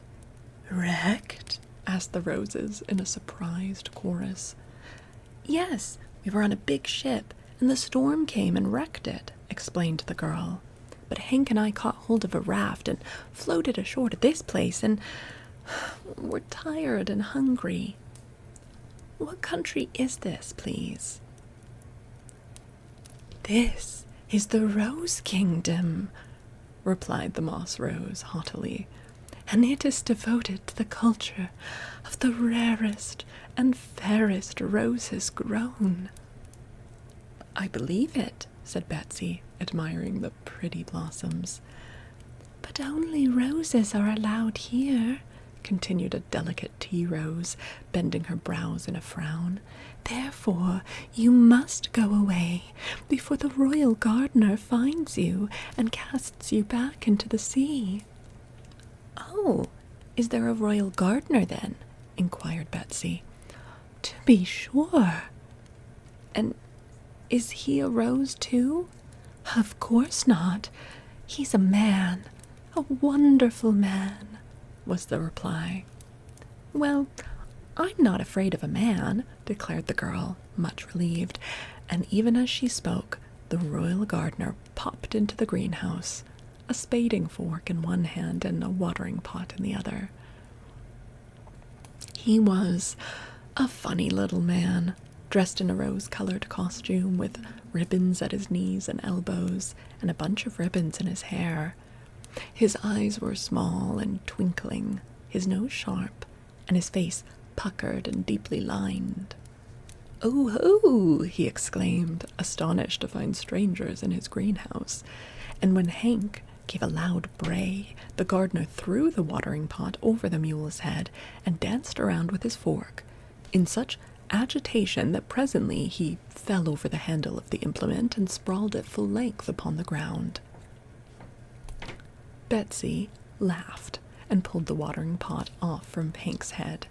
The little mule was angry at the treatment he had received and backed toward the gardener threateningly. "Look out for his heels," called Betsy warningly, and the gardener scrambled to his feet and hastily hid behind the roses. "You are breaking the law," he shouted, sticking out his head to glare at the girl and the mule. "What law?" asked Betsy. "The law of the Rose Kingdom. No strangers are allowed in these domains." "Not when they're shipwrecked?" she inquired. "Well, the law doesn't accept shipwrecks," replied the royal gardener, and he was about to say more when suddenly there was a crash of glass, and a man came tumbling through the roof of the greenhouse and fell plump to the ground. End of chapter. Do you guys want to see a picture of the roses? Taco Cat, thank you for the 100 biddies. Why is Thaddeus not... How come that command isn't showing up as the actual emotes? Artax, thank you for the 100 biddies. Is that hype 1 showing up for you guys? It's just showing up as the words for me. Okay. Let's look at... Oh, no, not that one. Let's look at the Kindle. Just words here too. I wonder why. Like, it has permission. Oh, well. Okay. Here's the roses. Looking like pretty girls.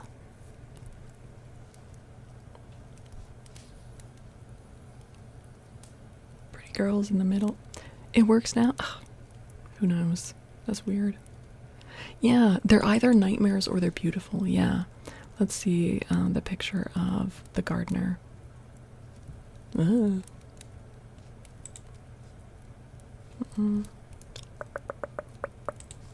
zoom this out a little bit.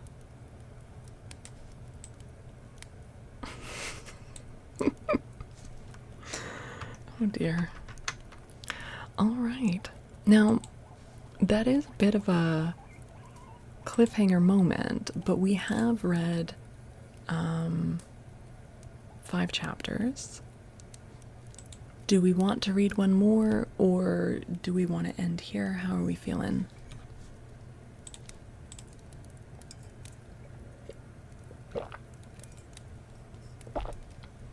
Yeah, no, that picture wasn't too cursed.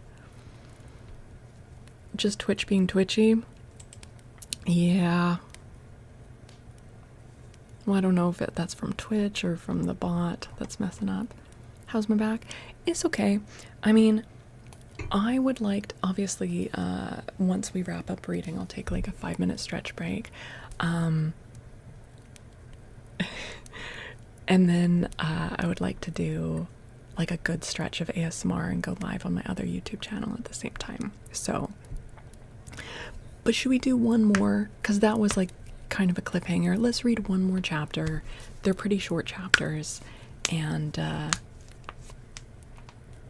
we'll wrap up on this part of the stream and do more traditional triggers. Does that sound okay? Okay. Because someone just fell through the roof of the greenhouse, even though apparently strangers don't come to this land. What's that all about? Chapter 6. This sudden arrival was a queer-looking man, dressed all in garments so shaggy that Betsy at first thought he must be some animal. But the stranger ended his fall in a sitting position, and then the girl saw it was really a man. He held an apple in his hand, which he had evidently been eating when he fell, and so little was he jarred or flustered by the accident that he continued to munch this apple as he calmly looked around him. "Good gracious!" exclaimed Betsy, approaching him. "Who are you, and where did you come from?" Me? Oh, I'm Shaggy Man, said he, taking another bite of the apple. Just dropped in for a short call. Excuse my seeming haste. "Why, I suppose you couldn't help the haste," said Betsy. Oh, I climbed an apple tree outside.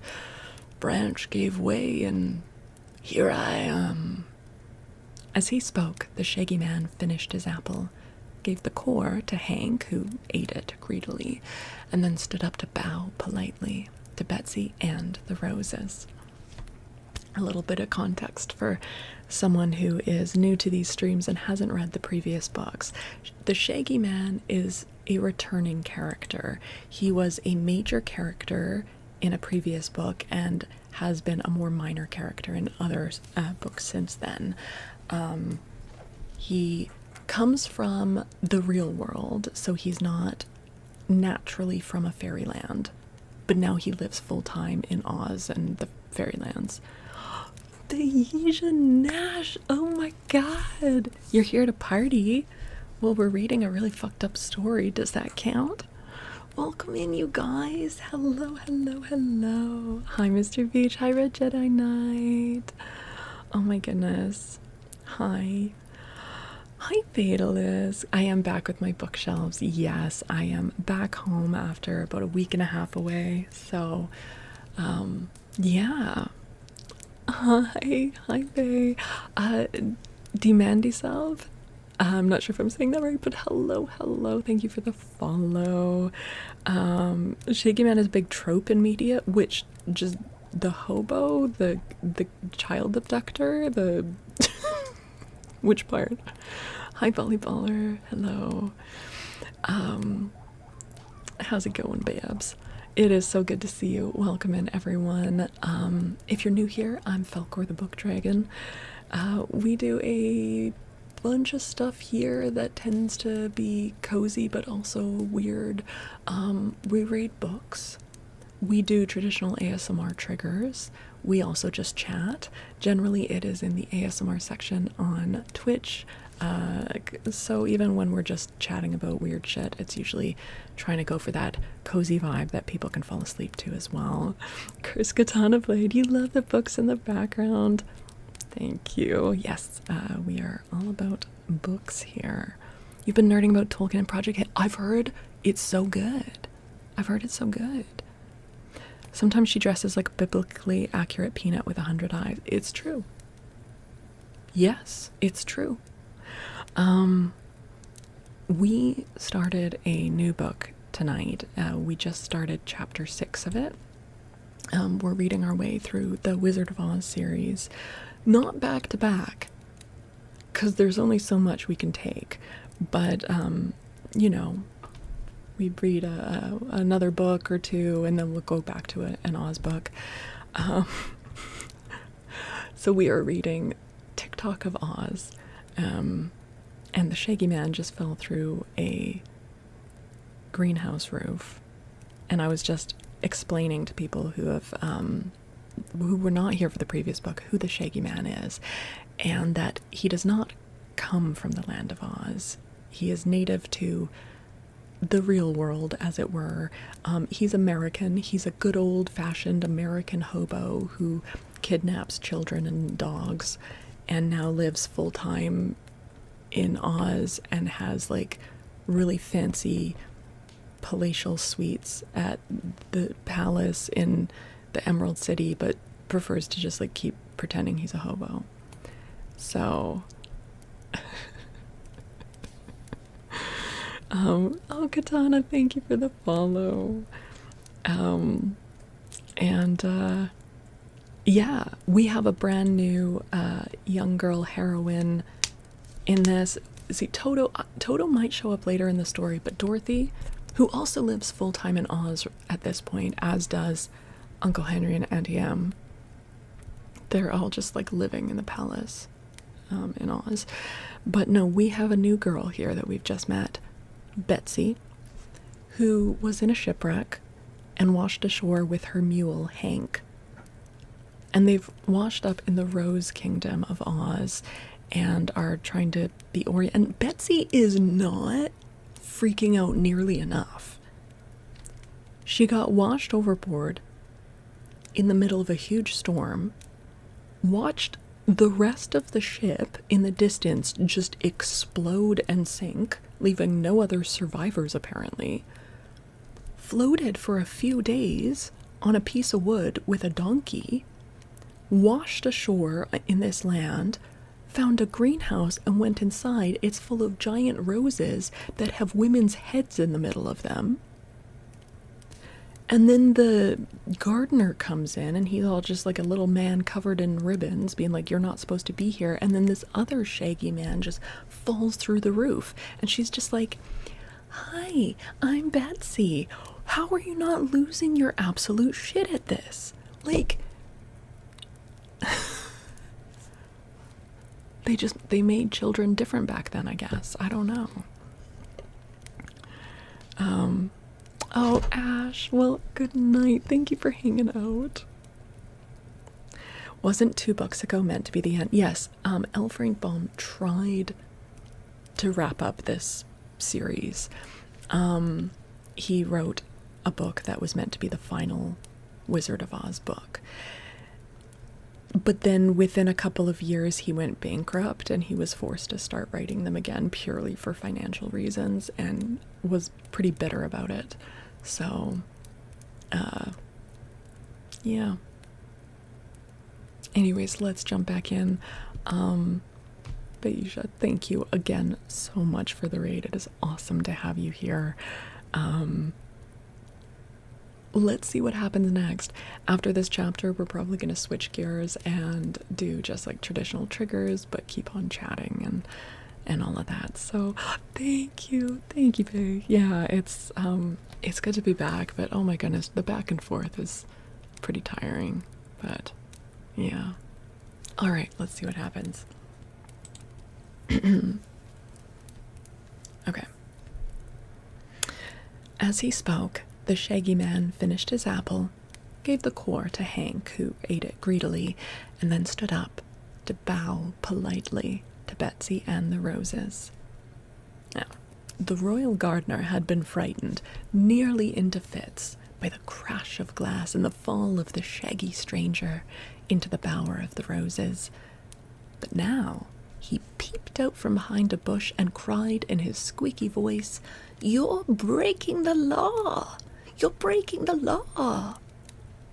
Shaggy stared at him solemnly. "Is the glass the law in this country?" he added. "Breaking the glass is breaking the law," squeaked the gardener angrily. "Also, to intrude in any part of the Rose Kingdom is breaking the law." "How do you know?" asked Shaggy.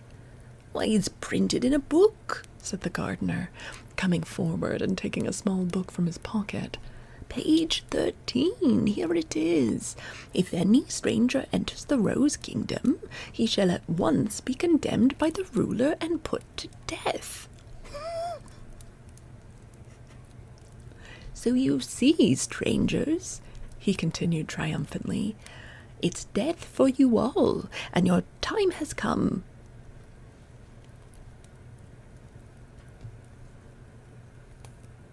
Are you insulting my aesthetic sensibility? What's going on here? What the hell? That ellipses of yours is doing a lot of talking there, Sean.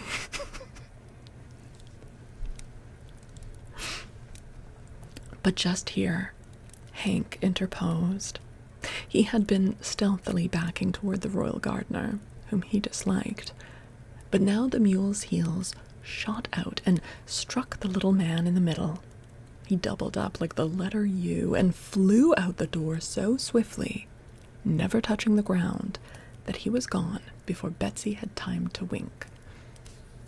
But the mule's attack frightened the girl. "Come," she whispered, approaching the shaggy man and taking his hand. "Let's go somewhere else. They'll surely kill us if we stay here." "Oh, don't worry, my dear," replied Shaggy, patting the child's head. "Well, I'm not afraid of anything, so long as I have the love magnet." Bro, you're not supposed to have the love magnet anymore. Ozma took it from him. No wonder she went and took his hand. He's got the perverted love magnet on him. She took it from him and she put it up in the gate over the Emerald City. How did he get it back? Did he steal it back? Did she give it back? That's a bingo square.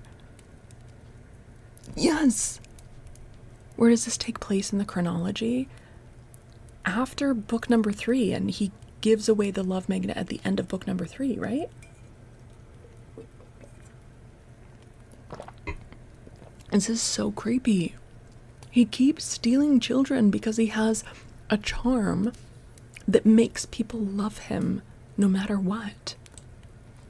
Okay, let's bring out the bingo board. Jesus, you gotta stop this, man. The love magnet interferes in some way. Christ.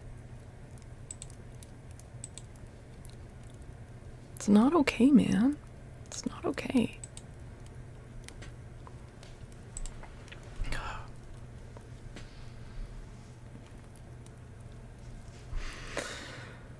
What about the threatened execution? Wait, you're right. They did also threaten execution. Wait. Oh my god.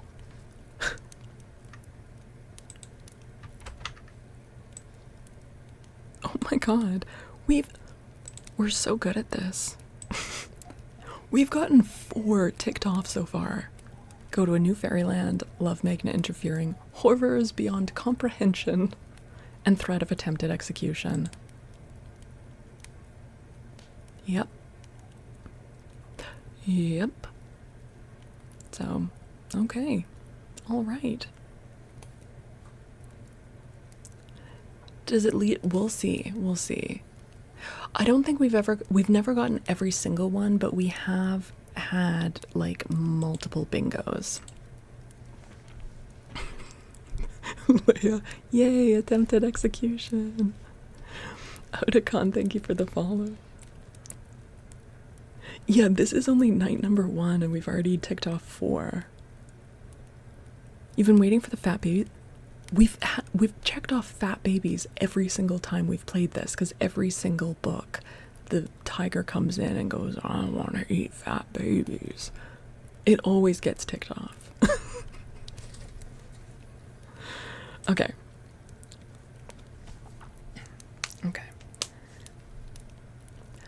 The love magnet? Why, what is that? Asked Betsy. "Oh, it's a charming little enchantment that wins the heart of everyone who looks upon it," was the reply. "The love magnet used to hang over the gateway to the Emerald City in the land of Oz. But when I started on this journey, our beloved ruler, Ozma of Oz, allowed me to take it with me. Ozma, what? You need to lock this man up, not give him coercion enchantments. Hi, Sir Otzi. Oh, cried Betsy, staring hard at him. Are you really from the wonderful land of Oz? Yes. Ever been there, my dear? No, but I've heard about it. And do you know Princess Ozma? Very well indeed. And Princess Dorothy? Dorothy's an old chum of mine, declared Shaggy. Dear me, exclaimed Betsy. And why did you ever leave such a beautiful land as Oz? On an errand, said Shaggy, looking sad and solemn. Is this a meta book? No, so in universe, the lore is that Oz is real, Dorothy's real, and Dorothy is in touch with L. Frank Baum. And at this point, Ozma, well, Glinda really, has cast a spell to keep humans out of Oz, although there are still like niche ways to get there. And so Baum now corresponds with Dorothy via radio signal. At first it was via letters, but then Glinda cast the spell, and then I guess some kid was like, but radio exists now, because this is like early 1900s these were written, right? What about radio? And he's like, why, yes, they did get a radio in Oz, and now I can correspond with Dorothy again because I'm bankrupt and I need to write more books. So, in universe, he pretends that he knows Dorothy, and she sends him, like, news from Oz, and he writes it into books. Hi, Craig. And so, presumably, Betsy would have read the books that Baum himself has put out. So yes, it is kind of a meta story. This is... Look, he's not a talented writer. Okay. I'm trying to find my dear little brother. Oh, is he lost? Questioned Betsy, feeling very sorry for the poor man. We've been lost these 10 years, replied Shaggy, taking out a handkerchief and wiping a tear from his eye. Well, I didn't know it until lately, when I saw it recorded in the magic record book of the sorceress Glinda in the land of Oz. So now I'm trying to find him. Where was he lost? Asked the girl sympathetically. Back in Colorado, where I used to live before I went to Oz. Brother was a miner and dug gold out of a mine. One day he went into his mine and never came out. Well, they searched for him, but he was not there. Disappeared entirely. Shaggy ended miserably. Oh, for goodness sake, what do you suppose came of him? She asked. There's only one explanation, replied Shaggy, taking another apple from his pocket and eating it to relieve his misery. The Gnome King probably got him. The Gnome King? Who is he? Well, he's sometimes called the Metal Monarch, and his name is Ruggido. That is not his name. That is not his name. His name was something else. It did start with an R, but it was not Ruggido. And he's never been called the Metal Monarch before. I'm sorry, what? What?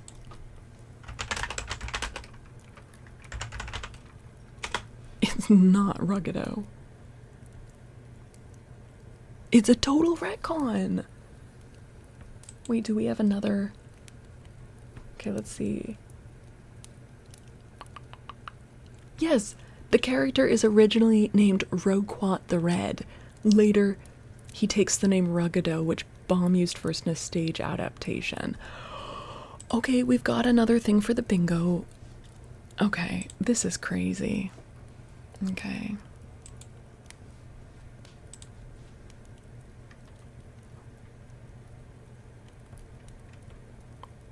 Wait, did we take away the retconning? Oh no, there it is. There it is. Retconning canon events. This counts. That's crazy.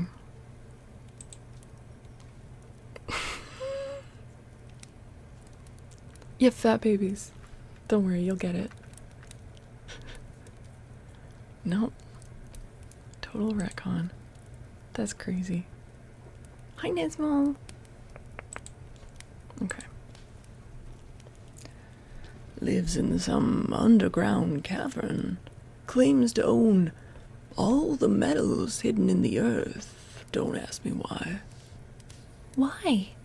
'Cause I don't know, but this Ruggado gets wild with anger if anyone digs gold out of the earth.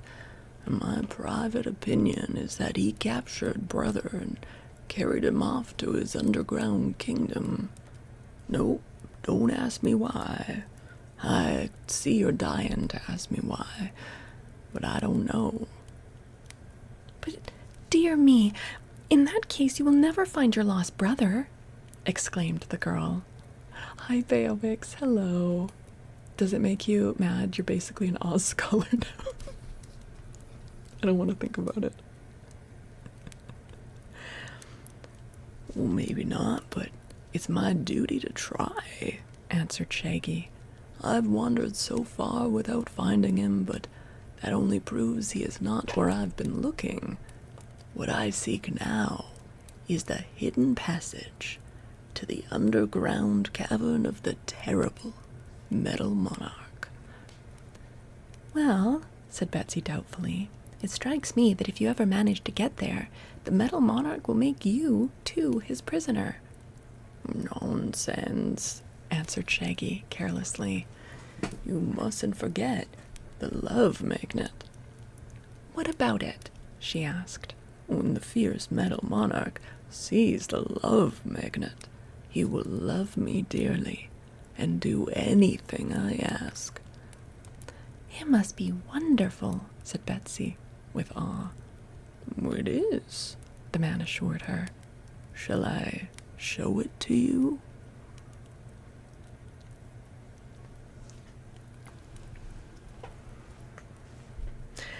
Also, in past books, he didn't have to physically show it to someone. He just had to have it on his person, so this is also a retcon. Yeah. Oh, do, she cried. So Shaggy searched in his shaggy pocket and drew out a small silver magnet, shaped like a horseshoe. The moment Betsy saw it, she began to like the Shaggy Man better than ever. Hank also saw the magnet and crept up to Shaggy to rub his head lovingly against the man's knee. Okay, does this count as sussy mind control? Mr. Yankee Boy, thank you for the follow. Kinda? Get ready for kidnapping. But they were interrupted by the royal gardener, who stuck his head into the greenhouse and shouted angrily, "You are all condemned to death. Your only chance to escape is to leave here instantly." Well, this startled little Betsy, but the Shaggy Man merely waved the magnet toward the gardener, who, seeing it, rushed forward and threw himself at Shaggy's feet, murmuring in honeyed words, "Oh, you lovely, lovely man!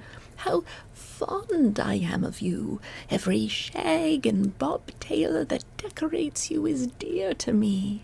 All I have is yours. But for goodness sake, get out of here before you die the death." Oh, this is definitely sussy mind control.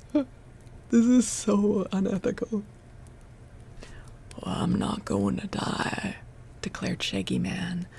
You must! It's the law!" exclaimed the gardener, beginning to weep real tears. "It breaks my heart to tell you this bad news, but the law says that all strangers must be condemned by the ruler to die the death." "Oh, no ruler has condemned us yet." Oh wait, sorry, that was Betsy. "No ruler has condemned us yet," said Betsy. "Of course not," added Shaggy. "We haven't even seen the ruler of the Rose Kingdom." "Well, to tell the truth," said the gardener, in a perplexed tone of voice, "we haven't any real ruler just now. You see, all our rulers grow on bushes in the royal gardens, and the last one we had got mildewed and withered before his time, so we had to plant him, and at this time there is no one growing on the royal bushes who is ripe enough to pick." "How do you know?" asked Betsy. "Well, I'm the royal gardener. Plenty of royalties are growing, I admit, but just now they are all green. Until one ripens, I am supposed to rule the Rose Kingdom myself and see that its laws are obeyed. Therefore, as much as I love you, Shaggy, I must put you to death." "Wait a minute," pleaded Betsy. "I'd like to see these royal gardens before I die." "So would I," added Shaggy Man. "Take us there, gardener." Oh, I can't do that," objected the gardener. But Shaggy again showed him the love magnet, and after one glance at it, the gardener could no longer resist.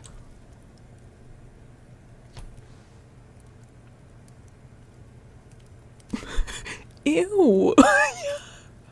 Okay, we are taking off sussy mind control. This is not okay.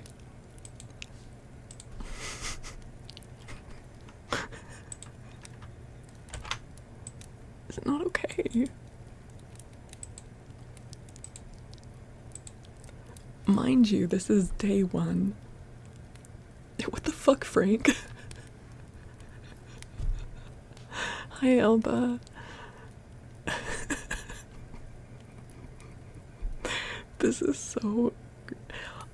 Oh, man. Also, the reason that we chose to have someone remembers and uses the belt instead of the belt is forgotten is because Dorothy or Ozma could have just used the magic belt to just be like, wishing the Shaky Man's brother appeared before them.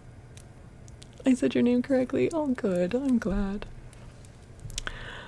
Oh my gosh. Okay. Hi, Wigwam. Hello. Yeah.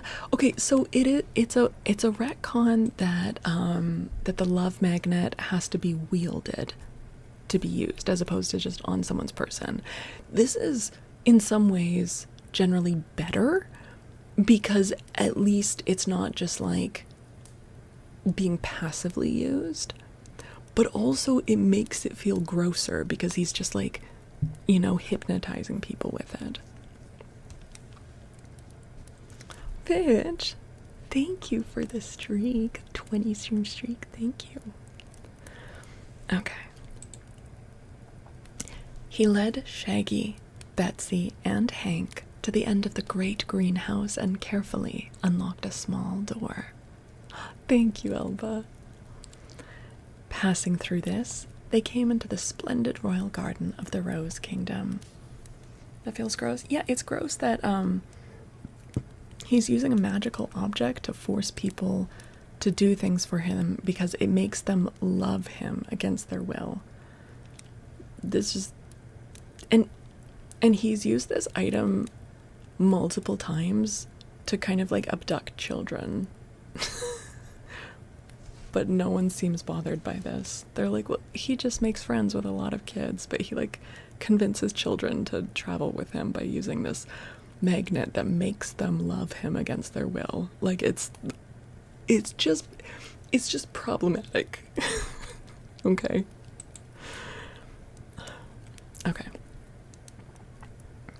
Passing through this, they came into the splendid royal garden of the Rose Kingdom. It was all surrounded by a tall hedge, and within the enclosure grew several enormous rose bushes, having thick green leaves of the texture of velvet. Upon these bushes grew the members of the royal family of the Rose Kingdom, men, women, and children in all stages of maturity. They all seemed to have a light green hue, as if unripe or not fully developed, their flesh and clothing being alike green. They stood perfectly lifeless upon their branches, which swayed softly in the breeze, and their wide-open eyes stared straight ahead, unseeing and unintelligent. While examining these curious growing people, Betsy passed behind a big central bush, and at once uttered an exclamation of surprise and pleasure. For there, blooming in perfect color and shape, stood a royal princess whose beauty was amazing. Okay, he's just copying his own stories now. This is very similar to the land of the Mangaboos, where there were also plant people and the royal family grew in the garden, and there was a beautiful princess who was ripe. Come on, Frank. Have a new idea. God damn it. Why, she's ripe, cried Betsy, pushing aside some of the broad leaves to observe her more clearly. Hi, Sam. Well, perhaps so, admitted the gardener, who had come to the girl's side. But she's a girl, and so we can't use her for a ruler. No, indeed, came a chorus of soft voices, and looking around, Betsy discovered that all the roses had followed them from the greenhouse and were now grouped before the entrance. Lola, aloha.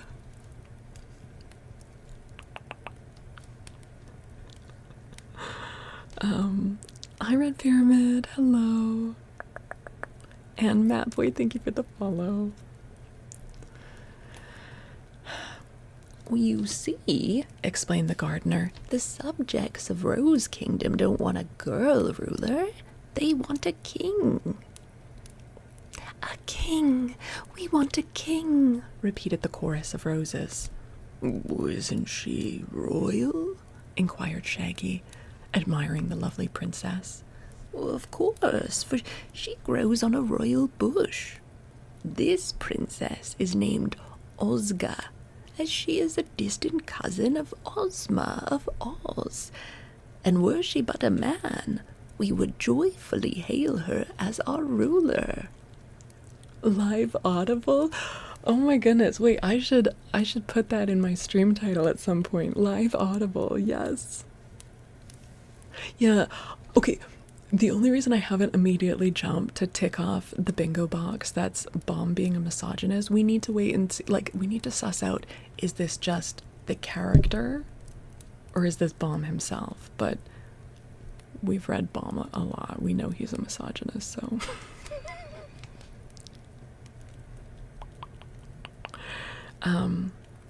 The gardener then turned away to talk with his roses, and Betsy whispered to her companion, Let's pick her, Shaggy.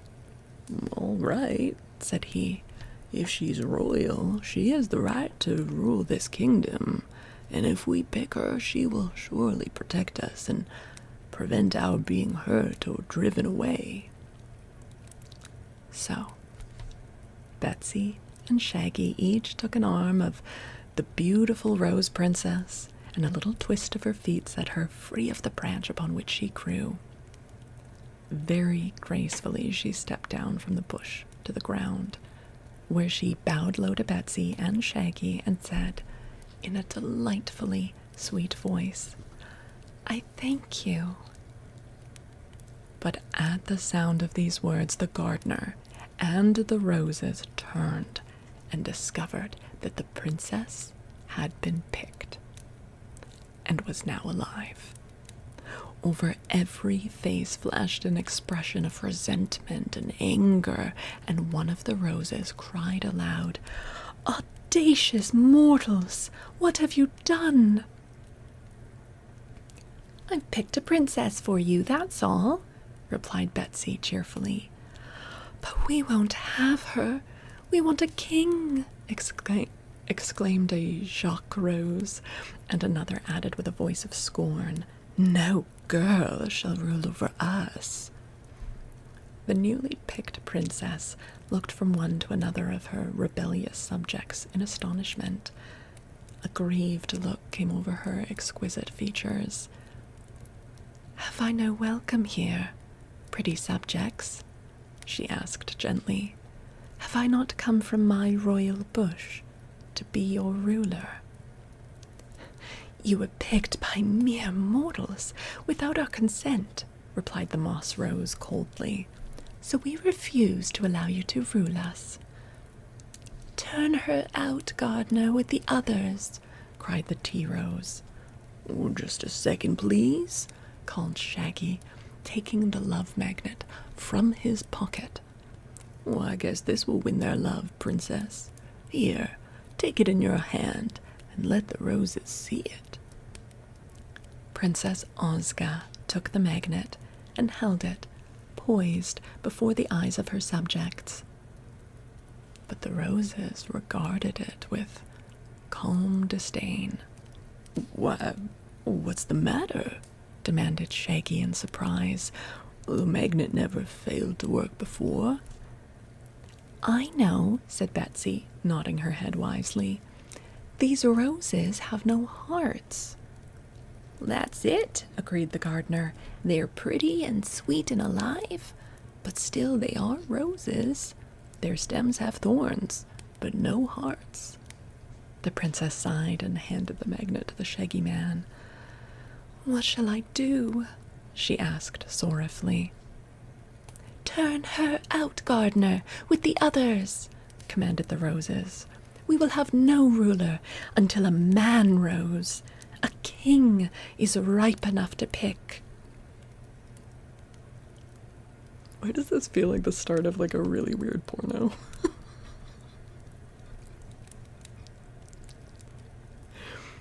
Very well, said the gardener meekly.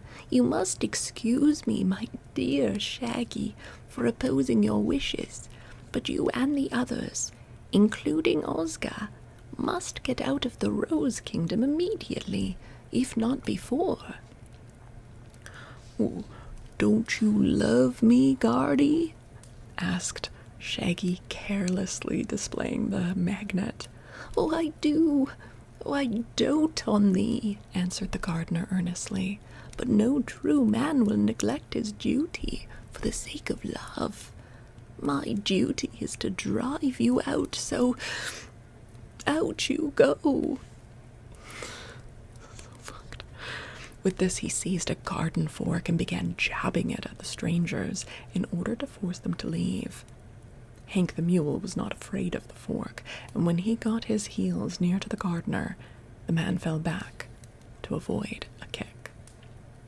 But now the roses crowded around the outcasts, and it was soon discovered that beneath their draperies of green leaves were many sharp thorns, which were more dangerous than Hank's heels.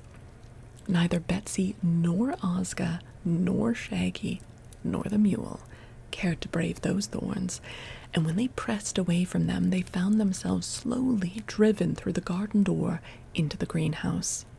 From there, they were forced out at the entrance, and so through the territory of the flower-strewn Rose Kingdom, which was not of very great extent. The Rose Princess was sobbing bitterly. Betsy was indignant and angry. Hank uttered a defiant hee-haw, and the Shaggy Man whistled softly to himself. The boundary of the Rose Kingdom was a deep gulf, but there was a drawbridge in one place, and this the royal gardener let down until the outcasts had passed over it. Then he drew it up again and returned with his roses to the greenhouse, leaving the four queerly assorted comrades to wander into the bleak and unknown country that lay beyond. "Oh, I don't mind much," remarked Shaggy as he led the way over the stony, barren ground. Well, I've got to search for my long-lost little brother anyway, so it won't matter where I go. Well, Hank and I will help you find your brother, said Betsy in her most cheerful voice. I'm so far away from home now that I don't suppose I'll ever find my way back.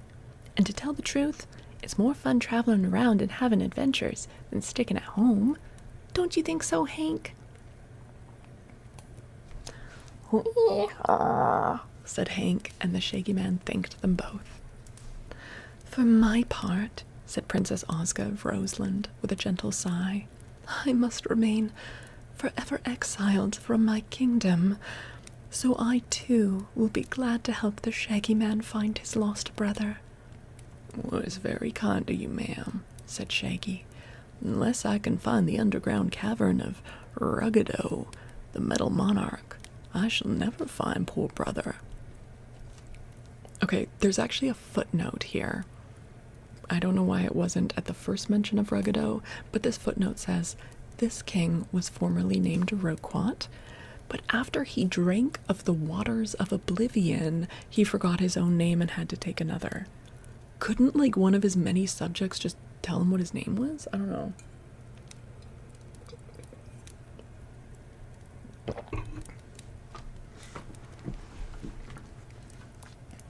And also, like, the Shaggy Man would have met him when he was still named Roquat. Like, he...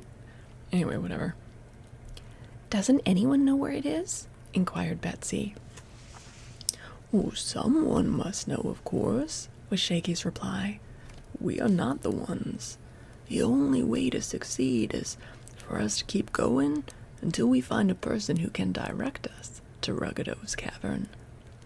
We may find it ourselves without any help, suggested Betsy. Who knows? No one knows that, except the person who's writing this story.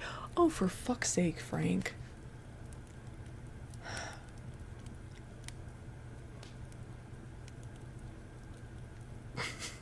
Just when I think he can't disappoint me again.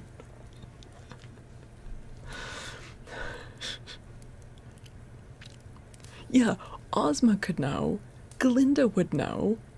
Ozma could use her belt and be like, there, you're there in an instant. They've been there before. They've fucking been there before. Okay.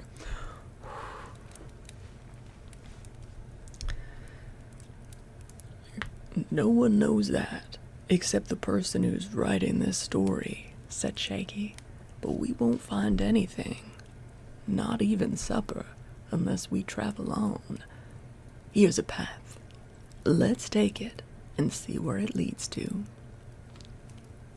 That is a wonderful place to stop for the night. Oh, fucking Frank. L fucking bomb. This is why we have to space out the Oz books. We get too angry. I get too angry at Frank. Hi Jose. Hi Trevor. Hi Julio. Artex, thank you for the 100 videos. Still, it is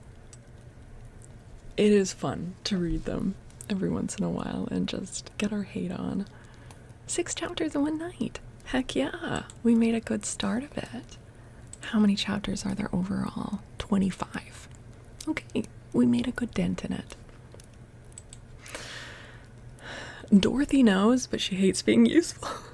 The next book, is the next one the one about the Tin Man and his, like, fiance that he left? Because he wouldn't change his career even though he kept chopping off body parts. Damn, I keep chopping off body parts. Maybe I should find a new job that doesn't involve an axe. No. No.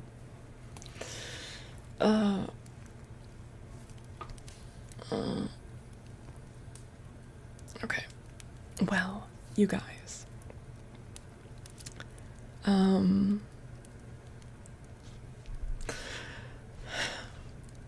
That was fun. That was fun. So we will be reading more of this on both Twitch and YouTube. Next stream will be Tuesday night. We'll read more of this. Hi, Venky. That's the last book? I don't think so. I don't think so. There's more. There are more. Hi, Nick. Welcome in, Raiders. Hello, hello. Hi, Naga. Hi, Derpalord. Oh my goodness, you guys, make sure you are following the ASMR Nerd. He is an awesome streamer with such cozy content. ASMR that is quite chatty, lots of soft-spoken and also whispered stuff. He does ASMR gaming, which is super cozy, and also like keyboard ASMR and keyboard reviews and such. You're a yapper. I love the yappers. Heck yeah. Welcome in, you guys. I'm also a yapper. I'm Faolkor, and we do a mixture of traditional ASMR triggers and also reading as part of that. You've actually come in as we're just wrapping up our reading segment, but we are not done stream. We're going to do more traditional triggers, but we were just kind of recapping. We started the 8th book of the Wizard of Oz series, and it is predictably really fucking weird. Yes, also a fellow Canadian. Heck yeah. How was your stream tonight, Nick? What were you guys doing? There's a lot of Oz books, and we're only planning to read the ones that Baum himself actually wrote. Because after a while, ghostwriters took over. So, but the ones that Baum wrote goes up to number 14. So, and this is number 8. You're doing the Euro Truck Simulator? Hell yeah. That's awesome. Wow. Thank you again so much for the raid. It's awesome to have you here. Please feel free to, hang out or fade out, whichever you need to do. Yeah, we're just kind of recapping. We've got a new character. Do we? Okay, here's the one, because we're also playing Oz Bingo, right? Do we check off Baum is a misogynist? Like, I kind of feel yes, but no, because it's the characters that were misogynists. Possibly, yeah. I'm on the fence about it. Yes, there are books after Frank died, but... Okay, alright, Nick, that sounds good. Sleep well, sleep well. Thank you again. Due to the... Yeah, but is that just, like... Because it's possible for, an author to write a misogynist character without being a misogynist. Now, we know from past books that Baum himself seems to be quite misogynist. So we're maybe using that information to project it a little bit. But in this case, it's the characters, right?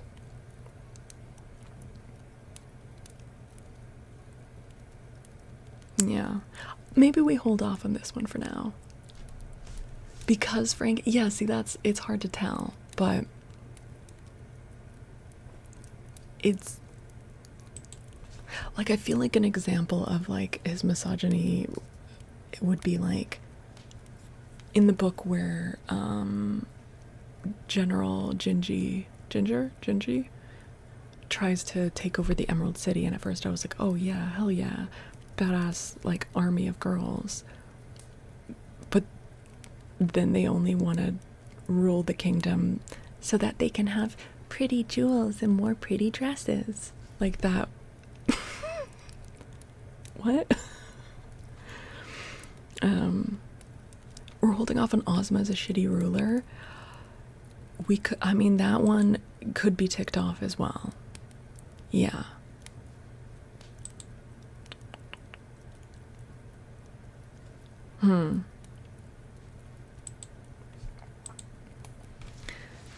I think that they should, like,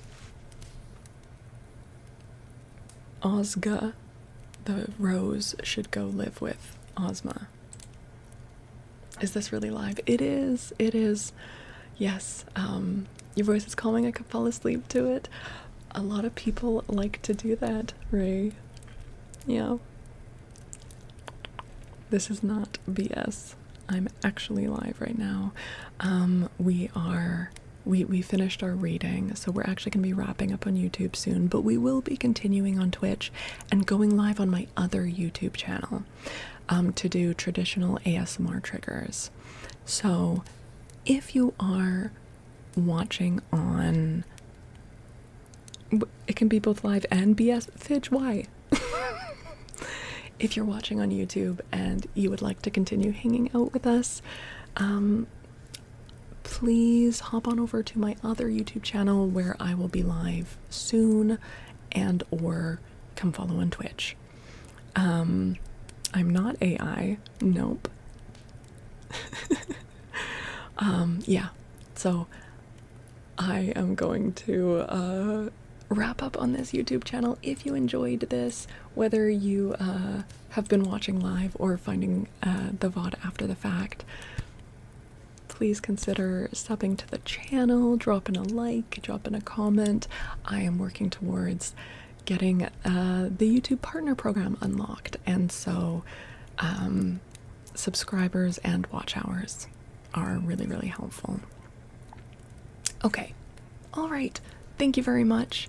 Are you talking quiet because people are sleeping? Yes, exactly. On Twitch, which I'm also live on Twitch right now, I'm in the ASMR section. So, hi K-pop girl. Did we get links dropped in chat for my other YouTube channel and the Twitch channel? Could we do that? Oh, thank you, thank you. In the vertical as well, Fitch, are you able to?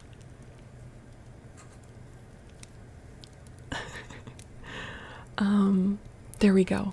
Fidgety has dropped a link in the YouTube chat for my other YouTube channel and for my Twitch channel. So I'll be live on that YouTube channel within 5 minutes, and I'll be staying live on Twitch. Oh Jesus, Sammy. Okay, Sammy can go. Okay. All right. I'll see you later, YouTube. Twitch, don't go anywhere. Do you usually do gaming? Not usually K-pop, but occasionally. Occasionally.